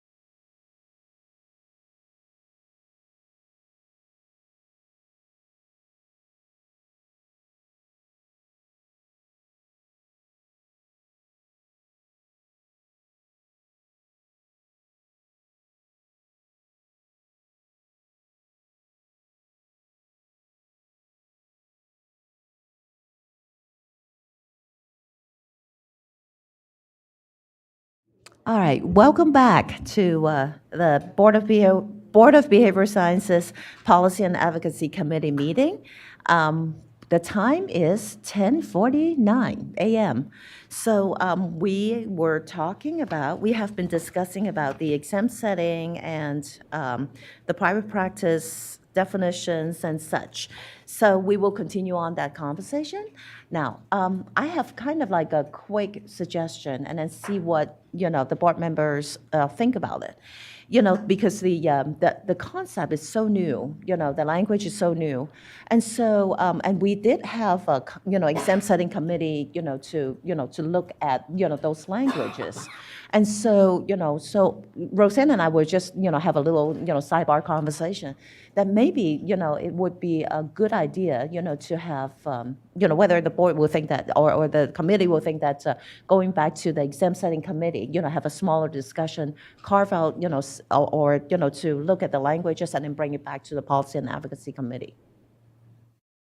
And then we can probably, have a different level of fine combing, the language instead of, using this, to have a lengthy discussion. Like that idea? So we'd have to reinstitute or Probably just reactivate the. reactivate the exam setting committee, and which will be you and Might me. be more, a better use of time. Yeah, I think so too. And so it's the pleasure of the board chair, and we can defer it back to your decision. But I think that's one of the recommendations that I think it would be, it's a better use of our time. So, and then also we can have a more, cozy discussion about, the details. Right. When I was going to say, when we're carving out the definition of everything, we can definitely staff no, you bring guys- back a definition, but it might be nice to have like more of the one-on-one input or have a discussion with when we're formulating the discussion. It might be nice to formulate the definition like of a setting that can't have third-party supervision, or the setting where a trainee can or cannot work. It might be nice to have some of the schools there for feedback. We could take a shot at it, but it's probably not going to be a home run for the first time. No. So I think that would be, probably invite, just expand, the stakeholders' input, and I think that probably, it's easier. So reconstitute the exempt committee perhaps, and then maybe have 1 or 2 meetings to vet out the language. Okay. Okay. So, public comment. Like that idea? More meetings to come. Okay. Yeah. Okay. Very good. So in that sense, now I think committee members, we can continue to discuss this, language, and maybe take the input and then back to, if our board chair is, like the idea, then we can actually, bring it back and talk more about that. Okay, so let's follow the number 4th question. Should registration length be expanded to 8 years? And should subsequent registrants be allowed to work in any setting? So, it's the 8 years with the, with the addition of that 15 units, semester units of the graduate level courses, based on the idea that, that CEUs are not required by the by the associates. I have that. Yeah. So, Okay with 8? I mean, what's the present concern that we're considering expanding it to 8 years versus leaving it at 6? Well, it's a lot. And then I guess the question is, are we looking at doing 2 8 years? So then it becomes 16 years. I mean, so what are the implications and the concern? The reason that we kind of went down this road with this is because if we were going to not have maybe if we have to define settings, and if we can't get a clear-cut definition of all the types of settings, if we're going to sort of broaden it, then we sort of have to eliminate you can't work in this setting after this number of years. So we thought it would be fair. We've had this discussion. It's been kind of an ongoing. It comes up about once a year, the 6-year rule. There's people with life circumstances that aren't able to get their hours in 6 years, and so they start to struggle with not being able to work in a private practice. So we thought, well, if we move it out to 8, that gives a fair allowance for some life circumstances to happen and the person to still continue on and be able to get the the hours that they need. If they don't, we'll let them continue to work in any setting because we aren't in theory defining private practice anymore, or it's going to be a very narrow definition. But we still want to have that incentive to come and go along with licensure. Like, you can't just become a perpetual intern. There has to be some sort of encouragement along the way to become licensed. Right now, we have some interns that are on their 3rd registration. They have absolutely no desire to become licensed. I know them. Yes, and we don't. The concern is, if you're on your 3rd registration, so now you've done at least 12 plus years, you've had no remedial education that we require of licensees. There is no mechanism in the law to nudge them along the way to licensure. So we thought 8 years, give people an allowance for, and we just settled on that number. It can be any number. It could be 10, it could be, We're not particularly attached. We just want it to be reasonable. But I think along with that, if you wanted the subsequent number, then you need to complete some education to ensure some competency. So if I'm understanding right, the concern is that there are some people who cannot get all of their hours within that first 6-hour window. There is a percentage, yes. And so the thought is to expand it to 8 and then add the educational requirements to mitigate them being so far removed from their academic program? Yes. And then does that mean that how many registrations are we allowing them to have before we say, okay, this is moving beyond the scope of what we intended for someone to actually get their license and not become a perpetual associate? Could be thrown into the discussion. Right now, we currently don't have a limit, and this proposal right now doesn't have a limit.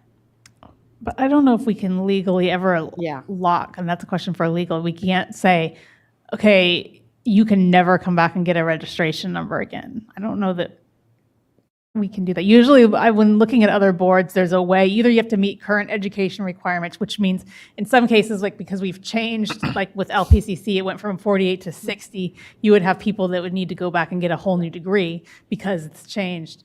That's kind of harsh, but I mean, you would either have to meet some boards say you have to meet current education requirements, so new degree if education requirements have changed, or there's additional, you have to take additional coursework to get back into the exam, like Pharmacy Board does. This is kind of modeled after their exam requirements, which are after you fail the exam a certain number of times, you have to take 15 units in the areas that you fail. We don't really have that threshold. We have a registration.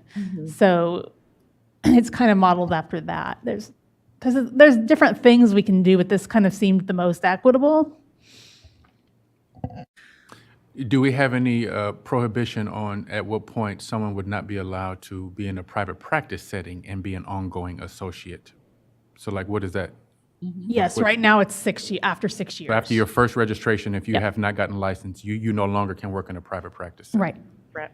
And would we consider for this 8 years, that would be after the 8 years, if you haven't gotten your license, you can no longer work in a private practice setting. Would that be a consideration also that we're looking at? It could be. We're could not be. proposing it right now. We're saying 8 years, and then if you complete the 15 units at a graduate level, you can go back and work in whatever practice you want. The thought is we get about every year we get some people coming that are concerned that they had a hardship and after 6 years they couldn't get their hours. So now they can't work in a private practice, which makes it even more hard to get their hours. So we thought that if we proposed the coursework, this might show, well, this person is really dedicated to continuing in the profession. We'll let them work in a private practice, but in sort of return, they have to show this dedication by completing this coursework. Thank you for the clarity. And to answer your question, there are some states that do limit how many registrations you can have. It's one and done in some states. Okay. So, I think Betty has her hand up. yeah, Betty has a question. Yep. Well, I have a couple of comments. Comments. I actually strongly support moving to 8 years because the people that I see that are getting caught that can't get their work done in 6 tend to be the exact population that we're trying to promote more practitioners. They're people that are trying to work 3 jobs and still get their hours. I mean, so I strongly support that. I know people out there that are trying to get those hours, and it just is really hard. On the other hand, I have concerns about the way it's written right now with graduate level coursework, because I absolutely support that we need to keep, and maybe the answer is to limit the number of registrations. Maybe that's the way we go, but my concern is that re-enrolling in a graduate program. That implies that they have to actually go back to a university graduate level program and re-enroll.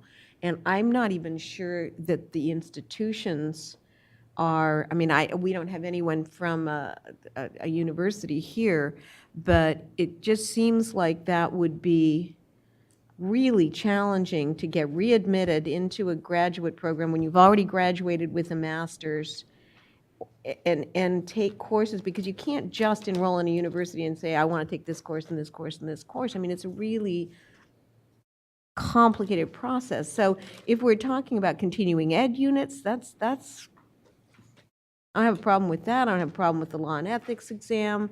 I just have a logistical concern about people satisfying the requirement of re-enrolling in a graduate program after they've already graduated. And somebody else may have it and say, no, that's not a problem. They can do it. It's easy to do. We may want to investigate, because my experience is I went to graduate school in Oklahoma. And so when I came here and applied for my registration, before I could get a number, I needed to take a California law and ethics class. And I was able to go to Cal State Hayward and just take that class without enrolling in their MFT program. But my experience is that you don't have to enroll in the program, but we may want to get broader feedback from someone just to ensure that that's the case across the board. And I think my other thought is I'm concerned about us allowing them to practice in any setting after that first initial registration, because I think one of our inherent motivations for getting licensed is that provides you the opportunity to be in private practice. And so if we're allowing people who are perpetual associates to work in those settings, there's an actual disincentive to actually get licensed. If you want to work in private practice, you can continue to be an associate for eternity, as long as you're getting the appropriate quote-unquote supervision, whatever that may look like, since none of us are there. So I think I would be reluctant to, after that first registration, allowing people to be in that sort of setting and not be licensed, because once again, in my opinion, it's a disincentive to get licensed. Right. Christine? So I haven't said much during this conversation because it's complicated, and I think you have to really understand how the education goes for these professions. But 2 things. I just want to read a comment that Ben had about this particular topic and then offer my own thoughts on it. So Ben says, can I just read it? Is that okay? Mm-hmm. Okay. A greater concern is the requirement for the 15 units of graduate level coursework. Let's see. A great many CSU schools generally do not accept non-matriculating students. And Ben is, by the way, in education, so I think he would know. Associates needing a second registration number would need to find a private university willing to offer this coursework to them.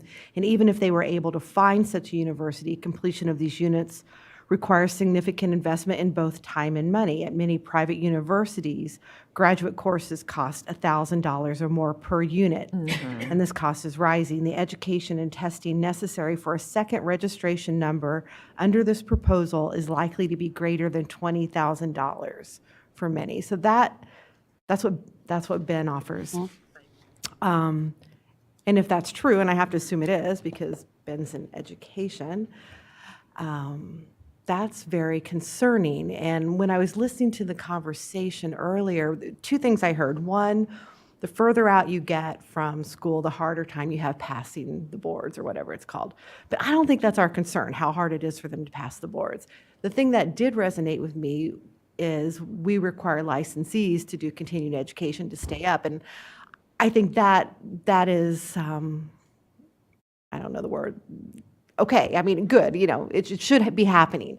And so, but we don't require licensees to do graduate level coursework. So I'm just wondering if maybe some sort of continuing education is more appropriate here based on all this. That's my thoughts. Perhaps, and I think our initial thought on defining what kind of coursework they got was to make sure it's not a quick online course where you click, click, click, click, click, and get the paper. So that was my initial concern, having seen some of that when we were doing CEs, providers. That's, and it still occurs now, but at least we have some more agencies with a little more rigorous oversight. But can I respond to Yeah. that? Yeah. Totally get it, totally agree. I see that in my profession as well. But we did kind of get out of that business of Right. continuing ed. And so I think we kind of have to let that go because we did make a decision to let it go. Right. The oversight of that particular piece. And actually, Christine totally spoke my mind. I think, if the whole idea is to keep them current, and keep them, updated and, and to continue to, to focus, on the professional knowledge. I think it's probably good to be consistent with the licensees, the 36 hours, for 2 years. And then you don't have to limit them, to take law and ethics and stuff. And I agree with what Christine said too. Yes, it can be online, but I think, nowadays, I'm taking, continuing education now. They are not as easy, anymore. Okay. So, so I think I can live with, say like be consistent with the 36 units, which is like you split it up, it's 18 hours per year, and which is kind of similar to the 15, the 15 units will equate about what, 45 units of the continuing education. So I think that might be a good compromise. So it's not too costly, and yet we also encourage them to to take the classes that that they can prepare for the examination, so that they can get out of that cycle. The cycle of being an intern forever. Right, and even if we do this, they still could be an intern forever. They still can, but at the same time, if you have the requirement for them to complete 36 units, and then you get the subsequent number, but yes, they can. And then the next roundabout, they will have to take another, 36 units. And So Christine, are you suggesting that they do 36 for the 8-year window, or 36 every 2 years? Because if you're saying 36 every 2 years, that becomes 144 CEs over the 8-year period. No. I think it's, it's the, it's the in replacement of the 15 units semester, the 15 semester units. So it will be, it will need to be taken after, for the first renewal, for the first subsequent number, they will need to pass the law and ethics, and also with, to show proof that they have done that 36 units within the last 2 years. That's what the language is proposed. And I think, Jonathan, it's actually brought a good point. Whether maybe the subsequent number that they need to continue to take 36 units for 2 years. I mean, that would be a possibility. Well, then, to impose that. if we do that, then essentially you're creating a lower level, you're creating almost a second licensure class by doing that. Just kind of a lower level. Because you have the licensees having to do that, and then every 8 years, as long as that registrant satisfies that every 8 years, then, they can continue.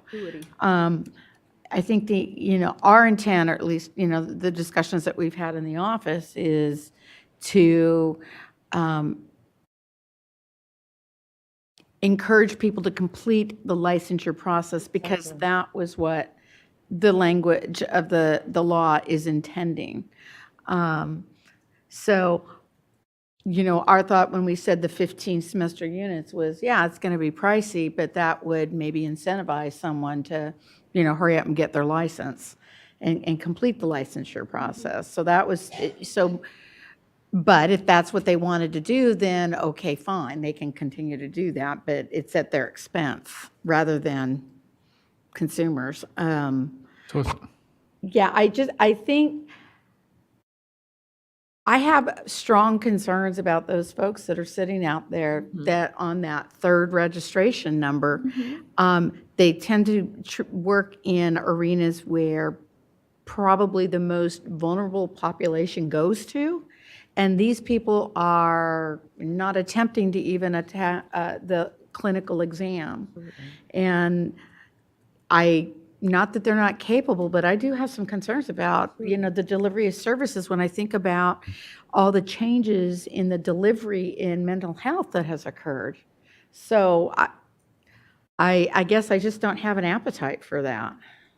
So I don't think it's, you know, I mean, but along the line, you know, if we change to 8 years and we allow, you know, subsequent number, maybe we can also consider limiting the number of the subsequent number. Yeah. Because truly, you know, if we expand it to 8 years and then they renew, you know, they get a subsequent number, then the second time when the time is done, it's 16 years. Yeah, that's a long time. That's a very long time And so right in now- anybody's career. At that point, the only way to get back in basically would be to get a new degree, probably.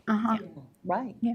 But after 16 years, Right. you know, You should- many things change. Yes, they do. Yeah. And we have people now that are in that third registration, and by the time they finish that, that's 18 years, and there's nothing in the law that says they can't have a fourth. Yeah. So, I mean, you can, it just, I think what bothers me is in some ways, it mirrors what happens in the drug and alcohol counselor community when there's certification. You can essentially work in that arena under one certifying body for 5 years and not complete the process, and then go to the next body and do it again and do it again, and then 30 years later, you've got a career. Right, But you've never met anybody's certification. right. Christine and then John. Yeah, so while I do support expanding to 8 years, I think it's imperative that we do limit this because I don't believe the intent of the law was ever to allow this to happen. We want agree. full licensees.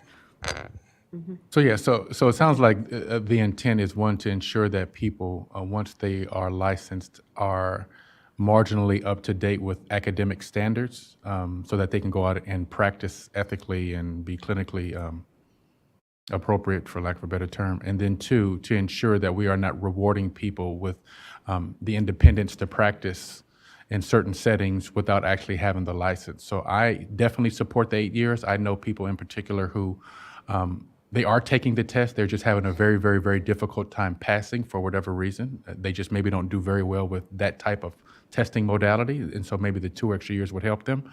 But I think limiting the number of registrations is critical, one, so that we are pushing people to actually do everything in their power to get licensed. Yes. And then two, we're not, and then I think also limiting their capacity to function or work in private practice settings after that first registration is important, because once again, we don't want to reward people who are not pursuing or getting licensed to work in independent settings, because I don't think that was the intention of the law either. They wanted people who were licensed to work under their own license to be in those significantly or highly independent settings. So, Go ahead. Good morning. Can everyone hear me? Carl Peralta, Board of Behavioral Sciences. My position is actually lead LMFT evaluator for this board, for the board. I'm listening to this wonderful discussion about competency and, 8-year versus 6-year and stuff like that. If you don't mind, I'd like to change tack and bring up another issue from my perspective that is of concern to me. And I haven't seen it addressed in this proposal. So there's this concept, there's this idea of extending the registration from 6 years to 8 years for a variety of reasons. Understood, to allow for more opportunity in private practice as well as exempt settings, and to allow people to who've had hardships of various degrees. And I've talked to these people. Some people have had extreme hardships, and I understand that. What I haven't seen in this proposal, I'm just kind of curious what this committee thinks about it, is the proposal currently is to potentially extend the registration to 8 years. What does that do to the 6-year rule, though? So if the intention is to allow people to earn hours over a period of 8 years, but we still have law on the books that says we can only accept the most recent 6 years of experience, then to me, it seems like a disconnect. And so We would have to align, I think, both of those. Right, we're going to get to that. That's actually Yeah, the that's- next discussion item, so we're going to That's get to actually that. right So you're there. right, Yeah. right on point, so that's Yes. perfect to bring it up. So yeah, we'll be discussing that next. That is exactly the next question. And we're just kind of wrapping it up, because it's so interrelated. Can I make one more point, though? Yeah, Well, I have one more thought, and I want to thank that gentleman for that comment. yeah. So you made a point earlier, which I wholeheartedly agree with. If we move this to 8 years and then allow people to have subsequent registrations, theoretically, someone has been in the field 16 years and are not licensed. I'm wondering if it might be better if we're going to look at limiting registrations to leave it at 6 and allow them to have a subsequent registration, and then after that, consider not allowing any more, because then that's at least 12 years, and that's a little bit more palatable than someone being in the field 16 years. Theoretically, someone could work their whole career, retire, and never have pursued sort of or actually obtained their license. So maybe something else to consider is to leave it like it is and limit it to 2 6-year registrations, and then look at that point, not offering another one unless they go back to school and get another degree, because that is at least 12 years. And to me, that's extremely fair versus 16, which seems excessive.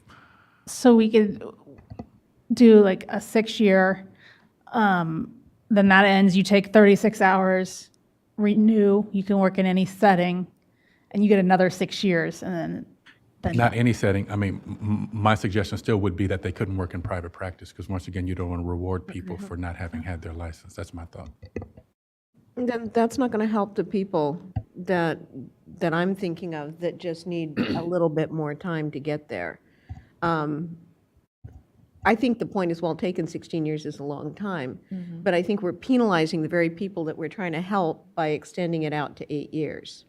So maybe we take this back to the exempt committee and have a substantive, I'm still in support of the original 8 years. The question is, if we're going to expand that out, how much should we expand it out, and should we limit the settings at that point?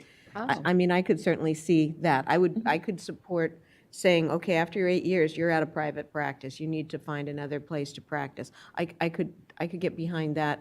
And it may be that a subsequent registration maybe shouldn't be for a full 8 years. Should be It shorter. maybe should be less. Yes. Maybe it should be 4 years, because that ultimately is going to add up to the same 12. But I don't want to penalize that small population of people who are in fact working in private practice and just have had life circumstances that have made it so that they either can't pass the test, haven't passed the test, or haven't been able to get their hours. Right. Christine? I just want to make the comment that I like the idea of 8 hours, because even though this isn't even my profession, I can't even tell you how many people I've talked to who said, I just can't get my hours in 6 years. And they're trying, and they are working several jobs. And so I really do support that. Yeah. And I think that's also the, if we want to encourage them to get their hours by limiting their setting or not changing, the current rules, that is not conducive. So we want to keep them current. We want them to, to get the hours. So I think there are different options that we can play around. Whether extending the hours, limit the subsequent number, doing the continuing education or whatever. So I think there's definitely that we can have. I would love to hear the feedback from actually the stakeholders, because I think this is something very, very real. There's some people just cannot get through that. So, I want to know, what will be a reasonable timeline. So Steve, and then Roseanne. Can I make a suggestion? And instead of, let's maybe think about getting rid of the term subsequent license and registration, looking at what we think is an appropriate amount of time, and then figuring out, if you have to come back in and apply for another registration number, what are the rules surrounding that? because I think having that subsequent, I mean, if we're trying to make things easier to understand, more, I mean, equitable and everything, it's a license. I mean, we don't have a subsequent LMFT license. It should just be treated as a license. And then that's what it is for 10 years. You can have and renew that, or 8 years, whatever. And then from there, then we used to have the conversation of what do we do then?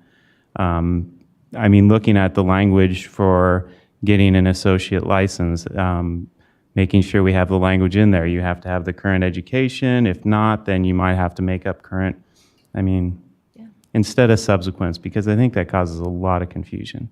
See, there's another option. Roseanne? The only thought I have about limiting somebody to just one additional registration number is that would it create an inequity across the license types? Because like we have LCSW that's changed from 48 to 60 is kind of the standard. MFT changed a little bit longer ago. But then we have like social work that it's more of like, as long as your degree is accredited, there's not like a specific number of units that is specified. Would that give certain license types that haven't changed as much over time an advantage, where it's maybe if I'm this license type, I can just get right back in with my education, whereas if I'm an LPCC, I have to go get a whole new degree. And how do we mitigate for that? Yes. And then oftentimes, when those people who have to reapply, then, they're, I mean, when you think about 16 years has passed, that the degree will be outdated, so there, I think, there are too many, there are a lot of the moving pieces, when you say 8 years, 6 years, renewable, not renewable, that kind of stuff. So, Christine. I hadn't thought of it before, but I kind of do like Steve's suggestion. Just like think of the appropriate amount of time, and that's it. Because we've already talked about it, 12 years, 16 years, maybe it's 10, whatever it is, just one. Like this is how long you have. Right. Get it done, get your license. Right. I don't know. It's just a thought. I kind of like it. I would want to know, though, if we can legally do that. Then there's that. I don't know if there's precedent, if any other boards have something like that, like how to. Can I just make one thing and then? Yeah. Okay, so I don't even know if it's quite the same. I mean, a lawyer could probably has, but like in my profession, you have a limited permit, like one, that's it. And then you've got to pass the boards and get your full licensure. I mean, you don't get to renew it, so I don't know. What happens if you don't get your license? Like, what happens if you don't? You can't practice.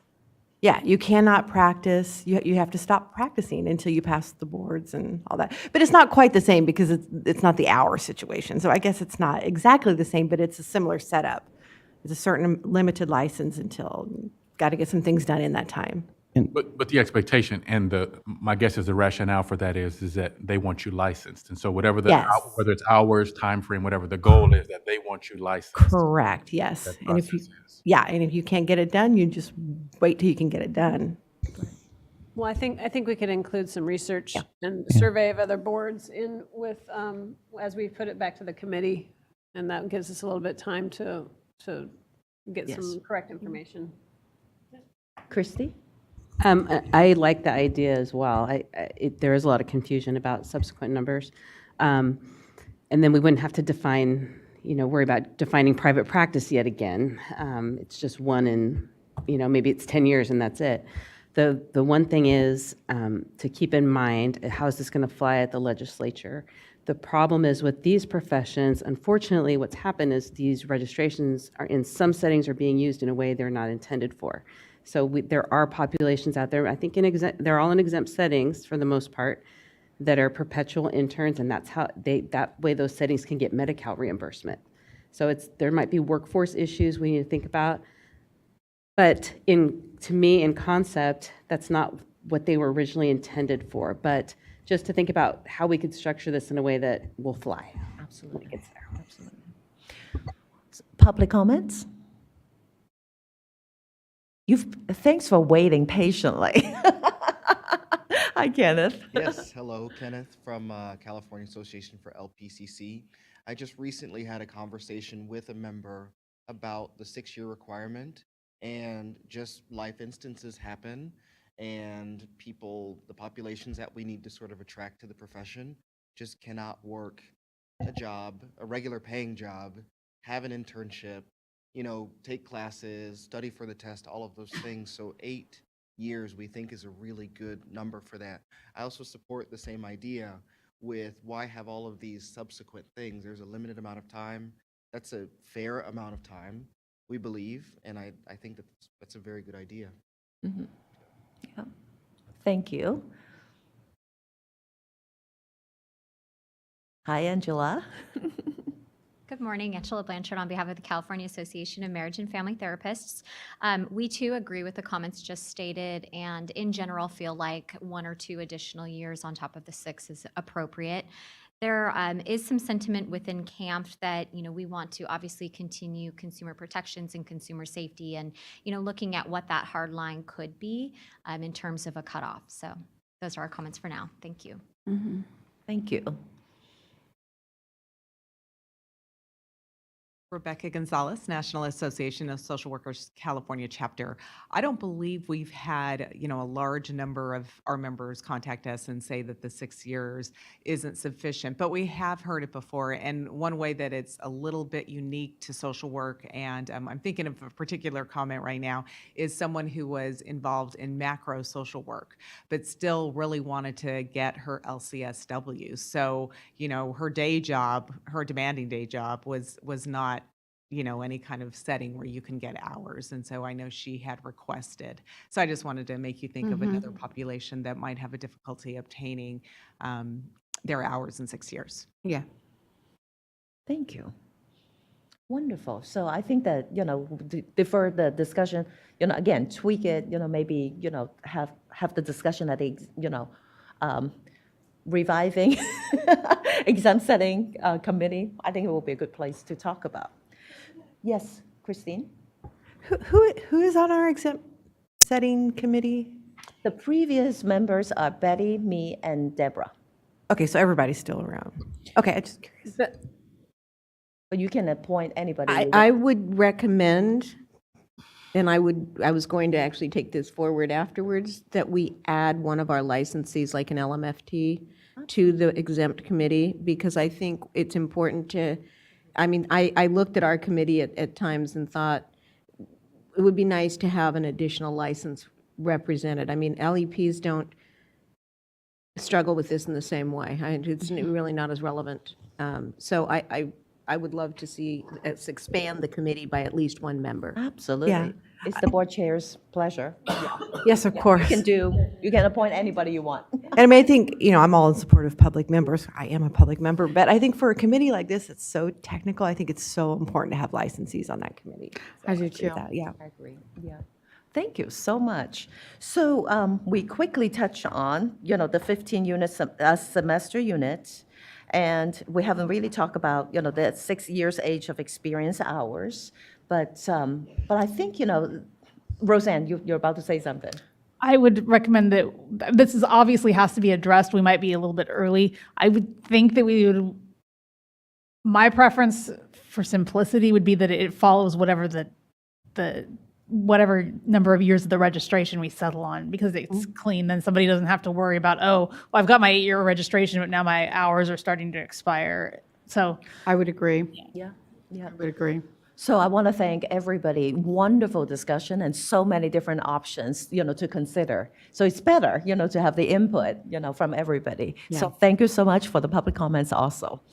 Okay. we'll go back and tweak We'll be and back. meet. Stay tuned for this topic. We'll be back later. So let's move on to the next one, and that's the regulations to implement AB 2138. And Roseanne, you're on again. Yes, okay. So AB 2138 made significant changes to the board's enforcement process, and the bill was signed at the end of September. It becomes effective on July 1, 2020, so it has a little bit of a delayed implementation, 1.5 years. Key provisions, I'll summarize some of the key provisions. It only permits a board to deny a license on a ground that an applicant has been convicted of a crime or has been subject to formal discipline if either of of these two things are met. The conviction was within 7 years of the date the application was made and is substantially related to the qualifications, functions, or duties of the profession. However, the 7-year limit doesn't apply if the conviction was for a serious felony or for certain people who have to register as a sex offender. And the other limitation is the applicant has been subject to formal discipline by the licensing board within the past 7 years. Then we could deny if it was for professional misconduct that would be substantially related to the profession. The bill also prohibits a board from requiring an applicant for licensure to disclose information about their criminal history. The board is permitted to request it for determining substantial relationship or evidence of rehabilitation, but they are not required to, and they have to be informed that the disclosure is voluntary. And then it requires each board to develop some criteria to determine whether a crime is substantially related to the qualifications, functions, and duties of the profession. And that has to include 3 things specified by law: the nature and gravity of the offense, the number of years elapsed, and the nature of the duties of the profession. The board cannot deny a license based on a conviction without considering evidence of rehabilitation. And we have to develop criteria to evaluate rehabilitation when considering denying, suspending, or revoking a license. It has to be that a showing of rehabilitation shall be considered if the person has completed their criminal sentence without a violation of parole or probation, or if the board otherwise finds its criteria for rehabilitation has been met. So we have in our current regulations, we have a substantial relationship criteria and criteria for rehabilitation already. However, with the new requirements of this bill, we have to beef that up a little bit. And so what has been happening is that DCA Legal has been reviewing the bill, and they put forth a memo to boards basically outlining some suggestions of what the law should look like based on the reading of the bill. So we've had that information. We've had some discussions with the boards about how to craft the language. Each board is a little different, so each board's going to vary a little, but we're trying. The goal is sort of to keep everybody in compliance with the law, and because 40 regulation packages are going to have to go through at the same time and need to be in place by July 1, 2020, to try to keep them as similar as possible to ensure compliance with the law and to ensure that they get passed. So we've made some amendments. We've shown the language is attached. We have some changes to the substantial relationship criteria, which is section 1812. We've brought in professional misconduct in that criteria because AB 2138 includes that as an option. Also in section 1812, we've specified the requirements that the law requires in there. We have to consider the nature and gravity of the offense, the number of years, and the nature of duties of the profession. We have also added language that substantially related crimes include but are not limited to violations of some certain provisions of the code that cover things like rebates, refunds, and false advertising, and then also any violations of the board's practice acts. So that's kind of something that we decided to put in there as well. Excuse me. In terms of criteria for rehabilitation, we've updated those. We have 1813, which is criteria for denial of licensure, and 1814 is for criteria for denial of suspensions or revocations. We've expanded that based on the requirements of the bill and upon guidance from DCA Legal. And then we had to make some tweaks to our uniform standards and disciplinary guidelines. Those are incorporated by reference via section 1888 of the regulations. And a portion of the uniform standards actually details the board's criteria for rehabilitation, which AB 2138 updated, so it's out of date. So we basically had to strike that language. It's shown on page 125 of your packet. We had to strike that language and basically include a reference to law to just make sure that it stays current from now on. Unfortunately, because that has to happen, we were currently trying to run regulations to update the uniform standards and disciplinary guidelines. It was our enforcement process regulations was the title. It was pretty significant and extensive changes. We had submitted it to the DCA legal for initial review process in July of 2017. And it had gone through review of DCA at DCA and agency. But unfortunately, now we have to place that on hold because that's a very significant proposal. And we have to run this proposal and have it in place by July 1, 2020. So kind of a tough decision, but it's one that had to be made to get this through. And so you can see that that change was made. And then finally, required actions against registered sex offenders. The bill permits denial of a license for sex crimes that require certain registrations under Section 290D2 or 3. There's a little bit of unclarity in AB 2138 about that the penal code it references has a delayed implementation date of 2021. So legal's currently looking at that and trying to get that squared away. But for now, we're proposing to amend that section as well. It's a kind of a generic blanket statement so that it can continue on with the way the law is. So that is all I have for you and all I will let you discuss. So we're basically trying to change the language to, prepare for the implementation. So, so there's, concept-wise, there's not a whole lot that we can do. It's really about the languages, in the text. Right. So, yeah. So, and I will say that,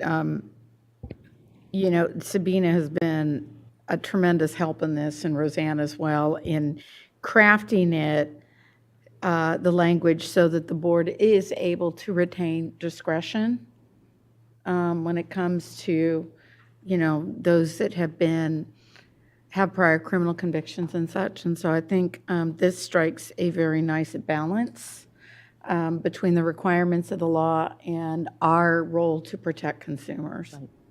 Right. So, yeah, it looks really good to me. yeah, that's my 2 cents. Yes. Yeah, it looks fine with me. So, board members, any comments? No? No? Okay, public comments.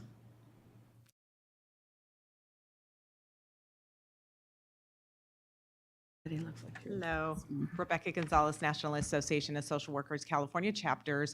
As you know, we were involved with a variety of groups. It was a big coalition of groups that worked on AB 2138 with our primary goal of the thought that we know there are many social workers out there, social work students that came from foster care perhaps, or came from communities that were challenged economically. And so they do have a past criminal record, but they have gone on from that. They've gotten their master's degree, and they are applying for licensure. So we just wanted to make the process a little smoother for them. So that was, that has been our goal. So I talked to a few members of the coalition, so I have questions about a few of the changes based on the language that you wrote. And the first one is a technical question that you could tell is not my question. It was a lawyer's question.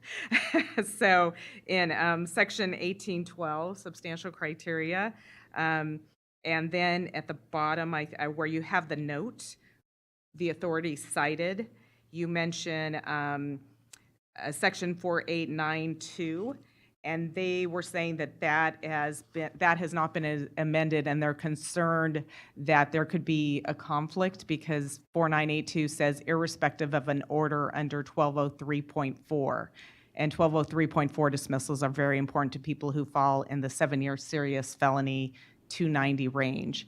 The person who made the suggestion said he really kind of wanted to look at this a little more and dig in a little bit more, but I wanted to raise that to see if you see that as something that needs to be examined more, and if there is a conflict there. So 4982 is an unprofessional conduct provision for MFT. We do need to clean that up next year. Once the bill comes into effect, there are some provisions that need to change. I'm not sure that we can take that out. Is that it's already in that regulation section as a related section. You mean that note was already there? Yeah, it's Uh-huh. not being added. Okay. It's because we're amending the existing section and it was already a reference, so I don't know that we could justify taking it out. I don't know that we can. Do you see that, though, as a valid kind of concern, something that might be a conflict that needs to be looked into more? I don't think so because we're going to have to, we already know we're going to have to amend section 4982. Because of 2138? Because of 2138, yes. Huh. So that's going to come next year once it goes into effect. And right now, the language in 2138 is notwithstanding any other law, so it already overrides anything in 4982 that may need to be removed. So I think that we're okay. Do you Okay. agree with that? Okay. Yeah, it'll come secondary. Okay. Yeah. Thank you. And then another section, the next section, 1813, criteria for rehabilitation, denial of licensure. And this is the section where you're talking about probation and the length of probation. And so their comment was, this section goes on about the length of the sentence and if it was modified, et cetera. And the way or the purpose of the bill, and I think I was looking at, let's see what section this is. In section 4, if I'm doing the right part, 480, under 2B. Which part you're referring to? She's looking at page 132. 132, okay. Sorry about that, I'm looking at a printout. Okay. Section B, notwithstanding any other provision of this code, a person shall not be denied a license on the basis that he or she has been convicted of a crime or on the basis of acts underlining a conviction for a crime if he or she has obtained a certificate of rehabilitation, and then it has some citations, has been granted clemency or a pardon by a state or federal executive, or has made a showing of rehabilitation pursuant to section 482. So the thought is, what was the purpose for all of this criteria that the bill is really pretty clear on that. It just is pertaining if they have a pardon or if they have a certificate of rehabilitation, and adding the sections are about, was a parole shortened or lengthened, terms and conditions of parole or probation, that the point is just that they did complete and they fulfilled their duty, once they were, they served their sentence, if there was a sentence, and they served all the conditions that were placed upon them by the court. Why we're adding extra criteria to look at modifications, et cetera, when the bill or the intent of the bill seems to be just that they have completed their parole or they have obtained a certificate of rehabilitation.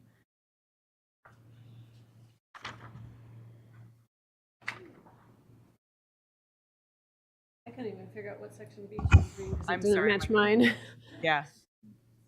I'm not sure if that was like one section I thought. I don't know if it's the correct one that I'm pulling out, or there's one before that.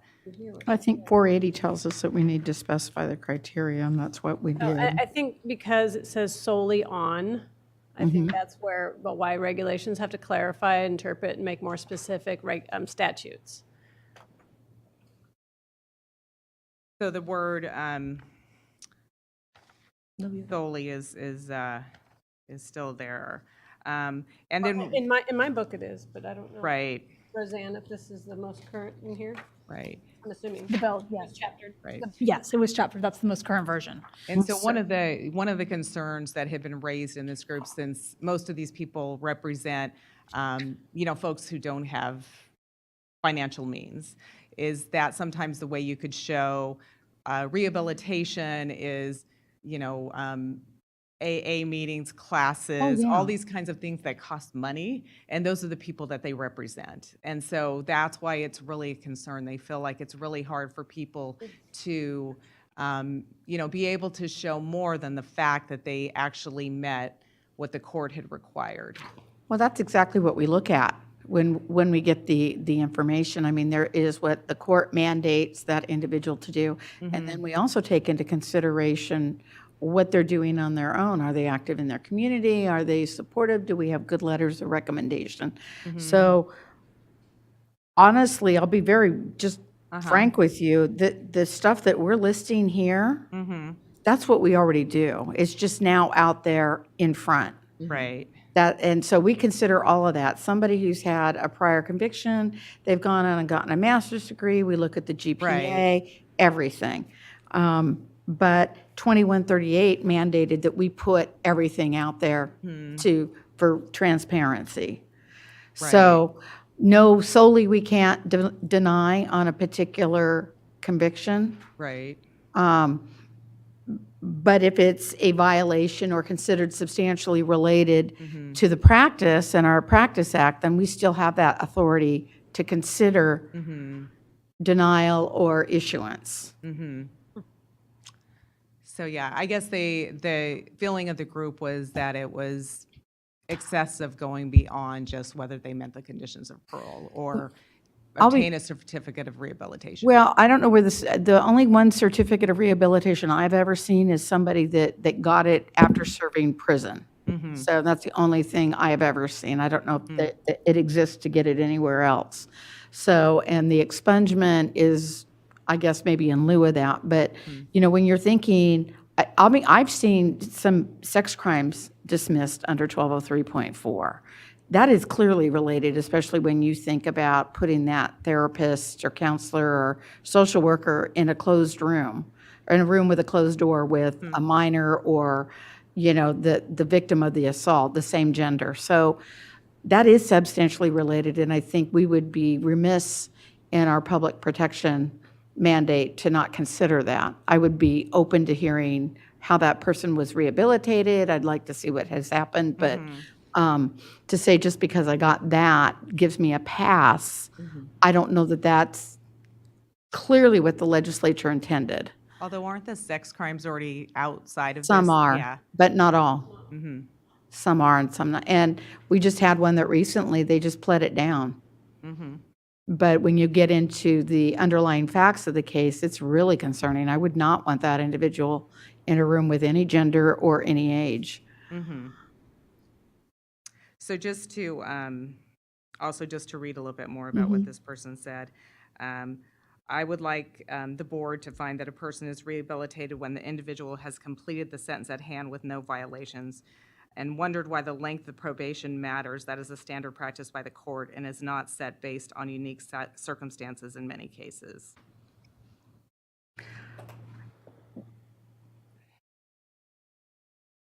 Trying to think how best to respond on that. One of the things that we look at is many times someone has just made a real stellar showing and has had probation terminated early. That's great. That's great rehab. That speaks volumes to that individual's character. Opposite of that is someone who's continually in violation of probe. They're forgetting to turn in the required documentation. They're not on time with their payments.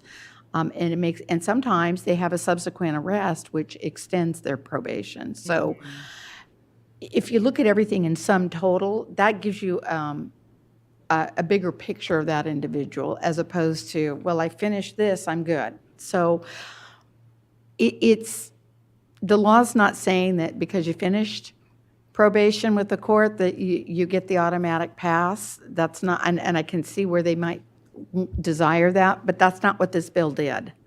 So I'm just going to, I'm not expecting you to solve this problem right here, but I just wanted to bring it up. And I hope it's something that's solved by the legislature or changed by the legislature at some future date, is that, and I think we've all heard about this circumstance more and more, these technical violations of probation that get people caught up, and it just further adds to their inability to move on once they have completed their sentence.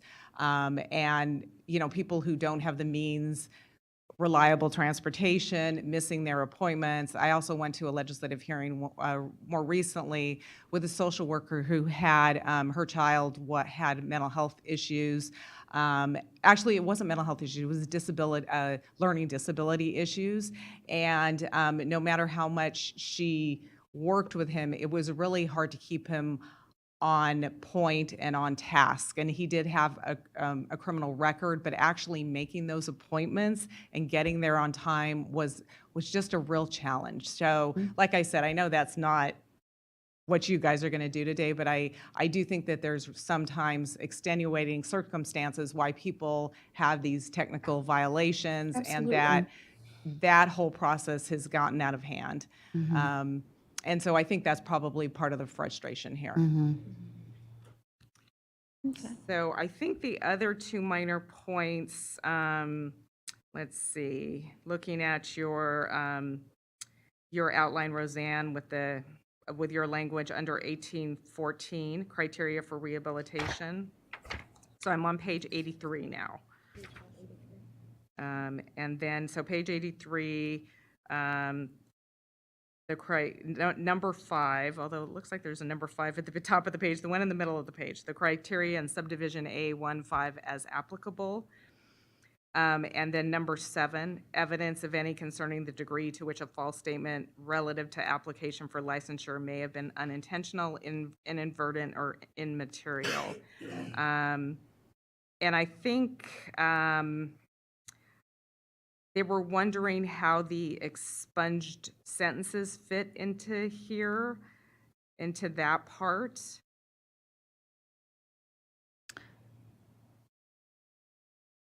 What do you mean how they fit? He just wrote PC section 1203.4, 1203.4A, 1203.41, 1203.42, certificate of rehabilitation, pardon, or comparable dismissal. I think the ones you just read pertain to a false statement. Okay. So they would So have- maybe he might have thought that they're and that's not new either. clarification of what you're referring to here. These are Old languages. this is already in there. Original text. But it's merely if somebody made a false statement, knowing, unintentionally, inadvertently, or if it's an immaterial false statement. I could get clarification on that one of what they wanted. And then, and I was going to be disclosed.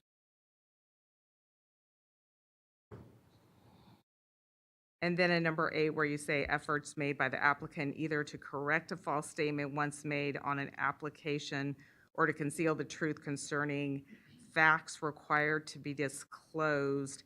And I think they wondered how that jived with the requirement to not require self-disclosure. Then that wouldn't apply. If disclosure is voluntary, then that wouldn't be something that was required to be disclosed. Okay. Right. Is there anything that needs to be clarified there, do you think, in the language? I don't Yeah. think so. Those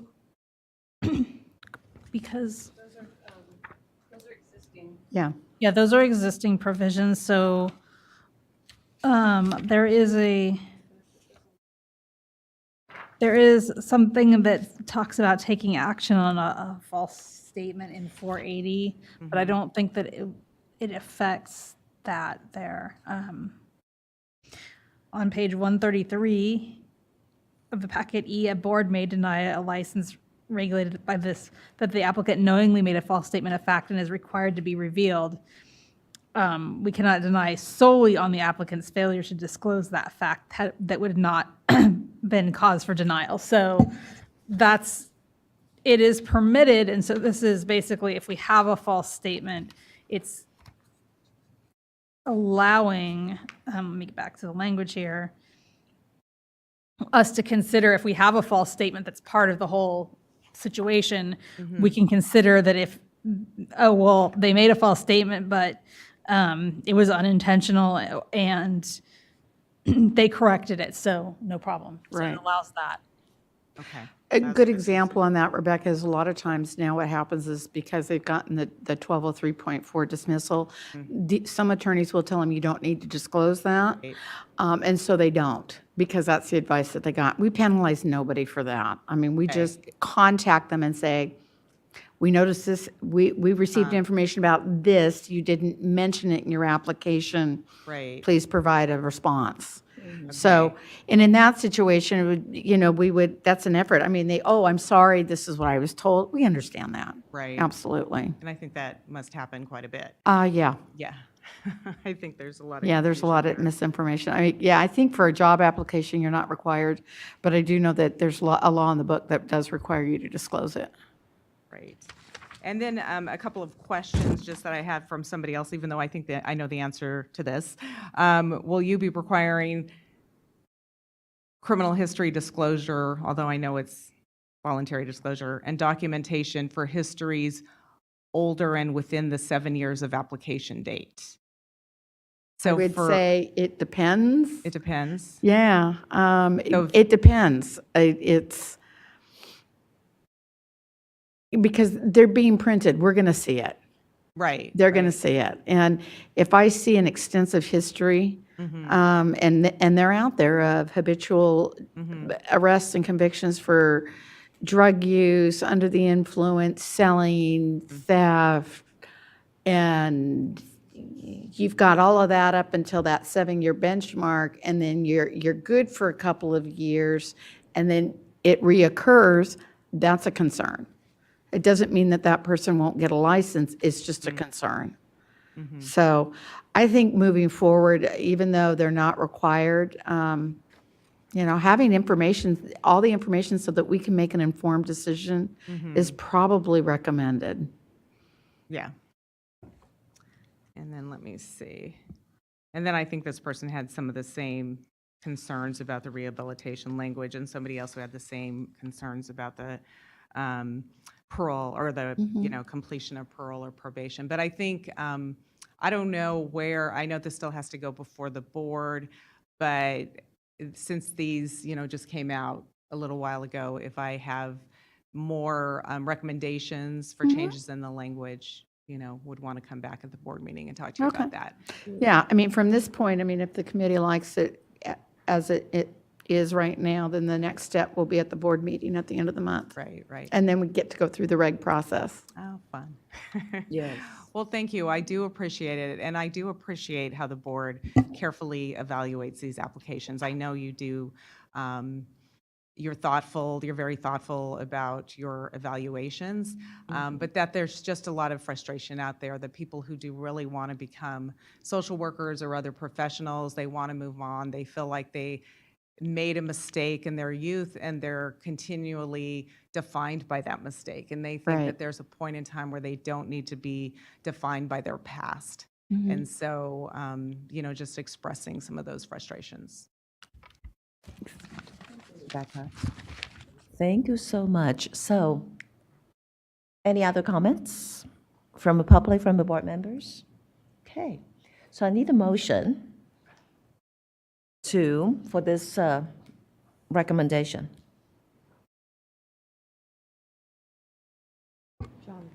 Oh, have you? Oh, sorry, go ahead. Motion? Yeah, I need a motion. The motion is recommend to, it's right there under recommendation. Direct staff to make any discussed changes as well as any non-substantive changes and bring to the board for consideration as a regulatory proposal. I make a recommendation that we direct staff to make any discussed changes as well as any non-substantive changes and bring to the board for consideration as a regulatory proposal. I'll second that. Okay, any other discussion? Okay, we're ready for vote. Okay, Jonathan Maddox, Yes. Christina Wong, Yes. Dr. Christine Whitlis. Yes. Betty Conley, Yes. motion carries. Thank you so much. So the next agenda item is the legislative update. Roseanne, please. Yes, so it's that time of year again. We've gone bills. Kim and I spent some lovely afternoons at the Capitol bill shopping to get authors for our bill proposals. So we have 3 legislative proposals that we're pursuing this year. We have our license portability bill that represents the work of the board's license portability and creates a pathway for licensees actively licensed in another state to have a little bit of a smoother process.